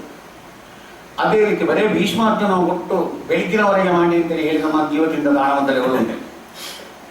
ರಾತ್ರಿ 12 ಗಂಟೆಗೆ ಕರ್ಮಬಂಧದ ಕೃಷ್ಣ ಹೇಳಲಿಕ್ಕೆ ಹೊರಟು ನಾನು ಬೆಳಿಗ್ಗೆ 6 ಗಂಟೆವರೆಗೆ ಅರ್ಥ ಹೇಳಿದ್ದುಂಟು. ಅದು ಅಸಂಬದ್ಧ ಆಗ್ತದೆ ಹೊರತು ಅದಕ್ಕೆ ರೂಪ ಕೊಡಲಿಕ್ಕೆ ಸಾಧ್ಯ ಇಲ್ಲ. ಕಲಾವಿದರನ್ನು ಆರಿಸುವಾಗ ಆ ಪಾತ್ರವನ್ನ ಸ್ವಭಾವಕ್ಕೆ ಹೊಂದುತ್ತದೋ ಅಂತ ನೋಡಿಕೊಂಡು ಆರಿಸಬೇಕು. ಮತ್ತೆ ಚೀಪ್ ಪಾಪ್ಯುಲಾರಿಟಿಯ ಕಲಾವಿದರನ್ನು ದೂರ ಇಡಬೇಕು. ಹೌದು, ಅದು ನಿಜವಾಗಿ ಮಾಡಬೇಕಾದದ್ದು, ಮುಖ್ಯ ಆಗಬೇಕಾದದ್ದು. ಹೊಸತು ಏನು ತುಂಬಿಸಬೇಕು ಯಕ್ಷಗಾನಕ್ಕೆ ಅಂತ ಹೇಳೋದ್ರ ಮೊದಲು ಇದರಲ್ಲಿರುವ ಕಸಗಳನ್ನು ಹೊರಗೆ ಹಾಕೋದು ಹೇಗೆ ಅಂತ ಮೊದಲು ಯೋಚಿಸಬೇಕು. ಅಲ್ಲ ಅದೇ, ಯಾಕೆಂತಂದ್ರೆ ಯಕ್ಷಗಾನದಲ್ಲಿ ಇರುವಷ್ಟು ವೈವಿಧ್ಯತೆ ಬೇರೆ ಯಾವುದರಲ್ಲೂ ಮತ್ತು ಪುನಃ ಹೊಸ ವೈವಿಧ್ಯತೆ ಬೇಕು ಅಂತಂದ್ರೆ ಏನಾಗ್ತದೆ? ಇದನ್ನು ಪ್ರಯೋಗಶೀಲತೆ ಅಂತಲೇ ಅವರು ಹೇಳ್ತಾರೆ. ಇದು ಡೊಂಬರಾಟ ಆಗ್ತಾ ಉಂಟು. ಈ ಡೊಂಬರಾಟವನ್ನು ಪ್ರಯೋಗಶೀಲತೆ ಅಂತಲೇ ಹೇಳುವರು. ಹಾಗಾಗಿ ಆರೋಗ್ಯಕರ ಬೆಳವಣಿಗೆ ಆಗಬೇಕು. ಅನಾರೋಗ್ಯಕರ ಕಸಗಳನ್ನು ಮೊದಲು ಯಕ್ಷಗಾನದಿಂದ ಹೊರಗೆ ಇದಕ್ಕೆ ಸೆನ್ಸಾರ್ ಬೋರ್ಡ್ ಅಂತಲೇ ಮಾಡಲಿಕ್ಕೆ ಸಾಧ್ಯ ಇಲ್ಲ. ಮೊದಲೆಲ್ಲ ಜೋಡಾಟ ಇಂಥದ್ದಕ್ಕೆಲ್ಲ ಸಭೆಯಲ್ಲಿ 3 ಗಣ್ಯರು ನೋಡುವವರು, ಅದರ ಬಗ್ಗೆ ತೀರ್ಮಾನಿಸುವವರು ಅಂತಿತ್ತು. ಹಾಗೆ ಕಾರ್ಯಕ್ರಮದ ಅಧ್ಯಕ್ಷರು ಯಾರು ಸುಮ್ಮನೆ ರಾಜಕಾರಣಿಗಳನ್ನು ಕೈಯಲ್ಲ, ಆ ಕಲೆಯ ಬಗ್ಗೆ ಗೊತ್ತಿರುವವನು, ಅವ ಬೆಳಗ್ಗಿನವರೆಗೆ ಕೂತುಕೊಳ್ಳುವವನಿಗೆ ಅವನನ್ನು ಗೌರವದಿಂದ ಕಾಣಬೇಕು. ಅವನಿಗೆ ಬರೀ ಒಂದು ಹೂಹಾರ ಹಾಕಿ ಕಳಿಸುವುದಲ್ಲ. ಅವ ನನ್ನ ಭಾಷಣ ಆಯಿತು ನಾನು ಎದ್ದು ಹೋಗ್ತೇನೆ ಎಂದನು. ಈ ಎಲ್ಲರೂ ಹಾಗೆ. ಇದು 1000 ಕೊಂಡಿಗಳುಂಟು, ಅದನ್ನು ಮಾಲೆ ಮಾಡುವವರಿಲ್ಲ ಅಂತಾಗಿದೆ. ಹಾಗಾಗಿ ಇನ್ಯಾವತ್ತು ಅದಕ್ಕೊಂದು ತೀರ್ಮಾನ ಹೇಳುವಂಥ ವ್ಯಕ್ತಿ ಬೇಕು. ಮತ್ತೆ ಕಲಾವಿದನ್ನು ಆಯುವಲ್ಲಿ ಸರಿಯಾಗಿ ಯೋಚಿಸಬೇಕು. ಪ್ರಸಂಗವನ್ನು ನಿರ್ಧರಿಸುವಲ್ಲಿ ಯೋಚಿಸಬೇಕು. ಸಮಯ ಎಷ್ಟು ಎಂಬ ಯೋಚನೆ ಬೇಕು. 2-3 ಪ್ರಸಂಗಗಳಿದ್ದರೆ ಅದರಲ್ಲಿ ಇದ್ದಂಥ ಕಲಾವಿದರಿಗೆ ನೀವು ಇಷ್ಟು ಹೊತ್ತಿನಲ್ಲಿ ಇಷ್ಟು ಕಥಾಭಾಗ ಮುಗಿಸಬೇಕು ಎಂಬುದಾಗಿ ಕಟ್ಟುನಿಟ್ಟು ಮಾಡಬೇಕು. ಆಗುವುದಿಲ್ಲ. ಎಷ್ಟೆಷ್ಟು ದೊಡ್ಡ ಕಾರ್ಯಕ್ರಮಗಳಲ್ಲಿ 5ರಿಂದ 8 ಇದು, 8ರಿಂದ 10 ಅದು, 10ರಿಂದ ಬೆಳಿಗ್ಗೆ 1 ಇದು, 1ರಿಂದ 6 ಇದು ಅಂತ ಮರುದಿವಸ ಮಧ್ಯಾಹ್ನ ಮುಗಿಯುವುದಿಲ್ಲ. ಈ ರೀತಿ ಕಾಲಮಿತಿ ಬರೀ ನೋಟಿಸಿನಲ್ಲಿ ಹಾಕಿದರೆ ಸಾಲದು. ಕಲಾವಿದರಿಗೆ ಕಡ್ಡಾಯ ಮಾಡಬೇಕು. ಮತ್ತೆ ಅಸಂಬದ್ಧ ಏನಾದರೂ ಮಾಡಿದಂಥ ಕಲಾವಿದರಿಗೆ ನಿರ್ದಾಕ್ಷಿಣ್ಯ. ನೀವು ಬಂದದ್ದು ಸಂತೋಷ, ಹೋಗ್ಲಿಕ್ಕೆ ಬಸ್ಸಿಗೆ ಇಷ್ಟು ಅಂತ ಕೊಟ್ಟು ಕಳಿಸಬೇಕು. ಶಿಕ್ಷೆ ಇಲ್ಲದೆ ಯಾರೂ ತಿದ್ದಿಕೊಳ್ಳುತ್ತೆ. ಏನು ಹೇಳಿದ್ರು ಕವರ್ ಸಿಗ್ತದೆ ಅನ್ನುವ ಧೈರ್ಯ ಕಲಾವಿದರು ತಪ್ಪು ದಾರಿಗೆ ಹೋಗುವಲ್ಲಿ ಬಹಳಷ್ಟು ಕಾರಣ. ಈಗ ಹೊಸದಾಗಿ ತಾಳಮದ್ದಲೆಗೆ ಅಥವಾ ಯಕ್ಷಗಾನಕ್ಕೆ ಬರುವವರಿಗೆ ನಿಮ್ಮ ಒಂದು ಮಾತು ಎಂತದ್ದು? ಮುಖ್ಯವಾಗಿ ಗುಂಪುಗಾರಿಕೆ ಮಾಡಬೇಡಿ. ಒಂದೊಂದು ಹಣ ಖಂಡಿತವೇ ಯಾರಿಗೂ ಹೊಟ್ಟೆ ತುಂಬದೆ ಆಗೋದಿಲ್ಲ. ಆದರೆ ಕೇವಲ ಹಣಕ್ಕಾಗಿ ಕಲೆಯನ್ನು ಮಾಡಬೇಡಿ. ಚೀಪ್ ಪಾಪ್ಯುಲಾರಿಟಿಗೆ ಹೋಗಬೇಡಿ. ಎಲ್ಲಕ್ಕಿಂತ ಮುಖ್ಯ ಅದೇ, ನಾನು ಅವರ ಮೇಲೆ ಕೋಪಿಸ್ತೇನೆ ಅಂತ ಹೇಳಿ, ಈ ಚೇಲಾಗಳು ಹೊಗಳಿದಾಗ ಉಬ್ಬಬೇಡಿ. ಕಟು ಟೀಕೆಯಿಂದಾಗಿ ನೊಂದುಕೊಳ್ಳಬೇಡಿ, ತಿದ್ದಿಕೊಳ್ಳಿಕ್ಕೆ ಪ್ರಯತ್ನ ಮಾಡಿಕೊಳ್ಳಿ. ಇಷ್ಟನ್ನು ನಾನು ಹೇಳೋದು. ಮತ್ತೆ ಅಸಂಬದ್ಧ ಮಾಡಿದಂತೆ ಅವನೊಂದಿಗೆ ನಾನು ಅರ್ಥ ಹೇಳೋದಿಲ್ಲ, ಇವನೊಂದಿಗೆ ಅರ್ಥ ಹೇಳೋದಿಲ್ಲ, ನನಗೆ ಇಂಥವನೇ ಆಗಬೇಕು, ಇಂಥ ಒಂದು ಅಸ್ಪೃಶ್ಯತೆಯನ್ನು ಖಂಡಿತ ಈ ಯಕ್ಷಗಾನಕ್ಕೆ ತಂದು ಹಾಕಬೇಡಿ. ಜಾತಿ ಭೇದ ಇಲ್ಲಿ ಒಂದು ಚೌಕಿಯಲ್ಲಿ ಕೂತ್ಕೊಳ್ತೇವೆ, ಒಂದು ಸಾಲಿನಲ್ಲಿ ಊಟ ಮಾಡ್ತೇವೆ. ನಾನು ಈ ಜಾತಿಯವನು, ನಾನು ಆ ಜಾತಿಯವನು, ಆ ಜಾತಿಯವನಿಗೆ ಆ ಜಾತಿಯವರೇ ಹೊತ್ತು ತಿರುಗುವುದು, ಈ ಜಾತಿಯವನಿಗೆ ಈ ಜಾತಿಯೇ ಹೊತ್ತು ತಿರುಗುವುದು. ಹೌದು. ಇಂಥ ಈ ಗುಂಪುಗಾರಿಕೆ, ಬಣಗಾರಿಕೆ, ಜಾತಿಗಾರಿಕೆ ಅದು ರಾಜಕೀಯದವರಿಗೆ ಇರಲಿ, ಕಲೆಗಳಿಗೆ ಬೇಡ. ಕಲೆಗೆ ಮೂಲಭೂತವಾಗಿ ಕಲೆಗೆ ಯಾವುದೇ ಜಾತಿ ಪಂಥ ಆ ಒಂದು ಗಡಿ ನಿರ್ಣಯ ಇಲ್ಲ. ಅದನ್ನು ನಾವು ಹೇಳೋದು. ಮತ್ತೆ ಉದ್ಯೋಗಕ್ಕೆ ಹೋಗ್ಲಿಕ್ಕೆ ಅವಕಾಶ ಇದ್ದವು ನೀವು ಉದ್ಯೋಗಕ್ಕೆ ಹೋಗಿ ಇದನ್ನು ಬದಿಯಿಂದ ಬೆಳೆಸಿಕೊಂಡು ಹೋಗಿ. ಉದ್ಯೋಗಕ್ಕೆ ಹೋಗದೆ ಇದರಲ್ಲೇ ಜೀವಿಸ್ತೇನೆ ಅಂದರೆ ಅದು ಖಂಡಿತ ಅಷ್ಟು ಒಳ್ಳೆಯದೂ ಅಲ್ಲ, ಮತ್ತೆ ಎಲ್ಲರಿಂದ ಸಾಧ್ಯವೂ ಇಲ್ಲ. ಕೇವಲ ಯಕ್ಷಗಾನದಲ್ಲಿ ಸಾಧ್ಯ ಇಲ್ಲೋ ಅಂತಂದ್ರೆ ಉಂಟು, ಆದರೆ ಅದು ಎಲ್ಲಿಗೆ ಮುಟ್ಟುತ್ತದೆ ಅಂತ ಹೇಳಿ ಆ ಮಟ್ಟಕ್ಕೆ ಬೆಳಿಬೇಕಲ್ಲ, ಬೆಳೆದ್ರೆ ಮಾತ್ರ ಸಾಧ್ಯ. ಮತ್ತು ಜೀವನಕ್ಕೆ ಯಾವುದೇ ಆಗಲಿ, ಕಲಾವಿದನಾಗಿ ಇನ್ನೊಬ್ಬನೇ ಆಗಲಿ, ಒಂದು ಪ್ಲ್ಯಾನಿಂಗು, ಒಂದು ಟಾರ್ಗೆಟ್ ಬೇಕು. ನಾನು ಯಕ್ಷಗಾನವನ್ನು ಆರಿಸಿಕೊಂಡಿದ್ದೇನೆ ಅಂತ ಹೇಳಿದೆ, ಬರೇ ಹೊಟ್ಟೆ ತುಂಬಿಸಲಿಕ್ಕೆ ಅಂದರೆ ಯಾವ ಆರಿಸಿಕೊಳ್ಳೋದು. ಇಂಥ ಗುರಿಯನ್ನು ನಾನು ಮುಟ್ಟಬೇಕು ಎಂಬ ಟಾರ್ಗೆಟ್ ಇದೆ. ಆ ಮುಟ್ಟುವುದಕ್ಕೆ ಹೇಗೆ ಒಂದು ಯೋಜನೆ ಬೇಕು. ಆ ಟಾರ್ಗೆಟ್ಟು ಯೋಜನೆ ಎರಡೂ ಇಲ್ಲದೆ ತುಂಬಿಕ್ಕಿಗೊಂದು ಸುಮ್ಮನೆ ಜೀವನ ಹಾಳು ಮಾಡೋದಲ್ಲ. ಹಾಗಾಗಿ ಹೊಸಬರಿಗೆ ಹೇಳೋದು, ಸಾಕಷ್ಟು ಗ್ರಂಥಗಳನ್ನು ಓದಿ. ಗ್ರಂಥವನ್ನು ಓದುವುದಕ್ಕಿಂತಲೂ ಹೆಚ್ಚು ಆ ಪ್ರಸಂಗದ ಪದ್ಯದೊಳಗೆ ಏನೆಲ್ಲ ಉಂಟು ಹುಡುಕಿ ಆಳಕ್ಕೆ ಹೋಗಿ ಅದನ್ನು ತೆಗಿಬೇಕು. ಮತ್ತೆ ಆ ಪಾತ್ರದ ಸ್ವಭಾವವನ್ನು ತಿಳ್ಕೊಳ್ಬೇಕು. ಇದು ಆಂತರಿಕವಾಗಿ ಕಾಲವೈದನೆಗೆ ಬೆಳೀಲಿಕ್ಕೆ. ಬಾಹ್ಯವಾಗಿ ನಿಷ್ಪಾಕ್ಷಿಕವಾಗಿ ಸಾಮರ್ಥ್ಯವನ್ನು ಗುರುತಿಸಿ ತಾನು ಬೆಳೆಯುವ ಹಾಗಾಗಬೇಕು. ಲಾಬಿ ಕೊಟ್ಟಿಕೊಂಡು ಬೆಳೆದ್ರೆ ಅದು ಬೆಳವಣಿಗೆ ಅಂತ ಅನ್ನಿಸಿಕೊಳ್ಳುವುದಿಲ್ಲ, ಅದು ವಿಕಾರ ಆಗ್ತದೆ ಅಷ್ಟೇ. ವಿಕಾರ ಅಂತ ನಿಜವಾದ ಚಿಂತನೆಯನ್ನು ಬೆಳೆಸಿಕೊಳ್ಳಿ ಅಂತ ಅಷ್ಟೇ ನಾನು ಹೊಸ ಕಲಾವಿದರಿಗೆ ಹೇಳುವಂಥದ್ದು. ಇಷ್ಟು ಹೊತ್ತು ನಮ್ಮ ಹಲವಾರು ಪ್ರಶ್ನೆಗಳಿಗೆ ಬಹಳ ಸಮಂಜಸ ನೇರ ಉತ್ತರಗಳನ್ನು ಕೊಟ್ಟು ನಮ್ಮ ಎಲ್ಲ ಯಾವುದೇ ಒಂದು ಸಂದೇಹಗಳಿತ್ತು ಅದಕ್ಕೆಲ್ಲ ಸಮಂಜಸವಾದಂತಹ ಒಂದು ಪರಿಹಾರವನ್ನು ಕೊಟ್ಟಿದ್ದೀರಿ. ನಿಮಗೆ ನಮ್ಮ ಎಲ್ಲರ ವತಿಯಿಂದ ನಿಮಗೆ ಅನಂತ ಕೃತಜ್ಞತೆಗಳು. ನನಗೆ ಅವಕಾಶವನ್ನು ಕೊಟ್ಟಿದ್ದೀರಿ, ಇದು ದಾಖಲಾಗಿ ಉಳಿಯುತ್ತದೆ. ಮುಂದಿನ ಕಲಾವಿದರು ಇದನ್ನು ಬಳಸಿಕೊಂಡು ಕಲೆಗೆ ಉಪಕಾರ ಆಗುವ ಹಾಗೆ ಆಗಲಿ ಅಂತ ನನ್ನ ಅಭಿಪ್ರಾಯ. ನಮಸ್ಕಾರ. ನಮಸ್ತೆ.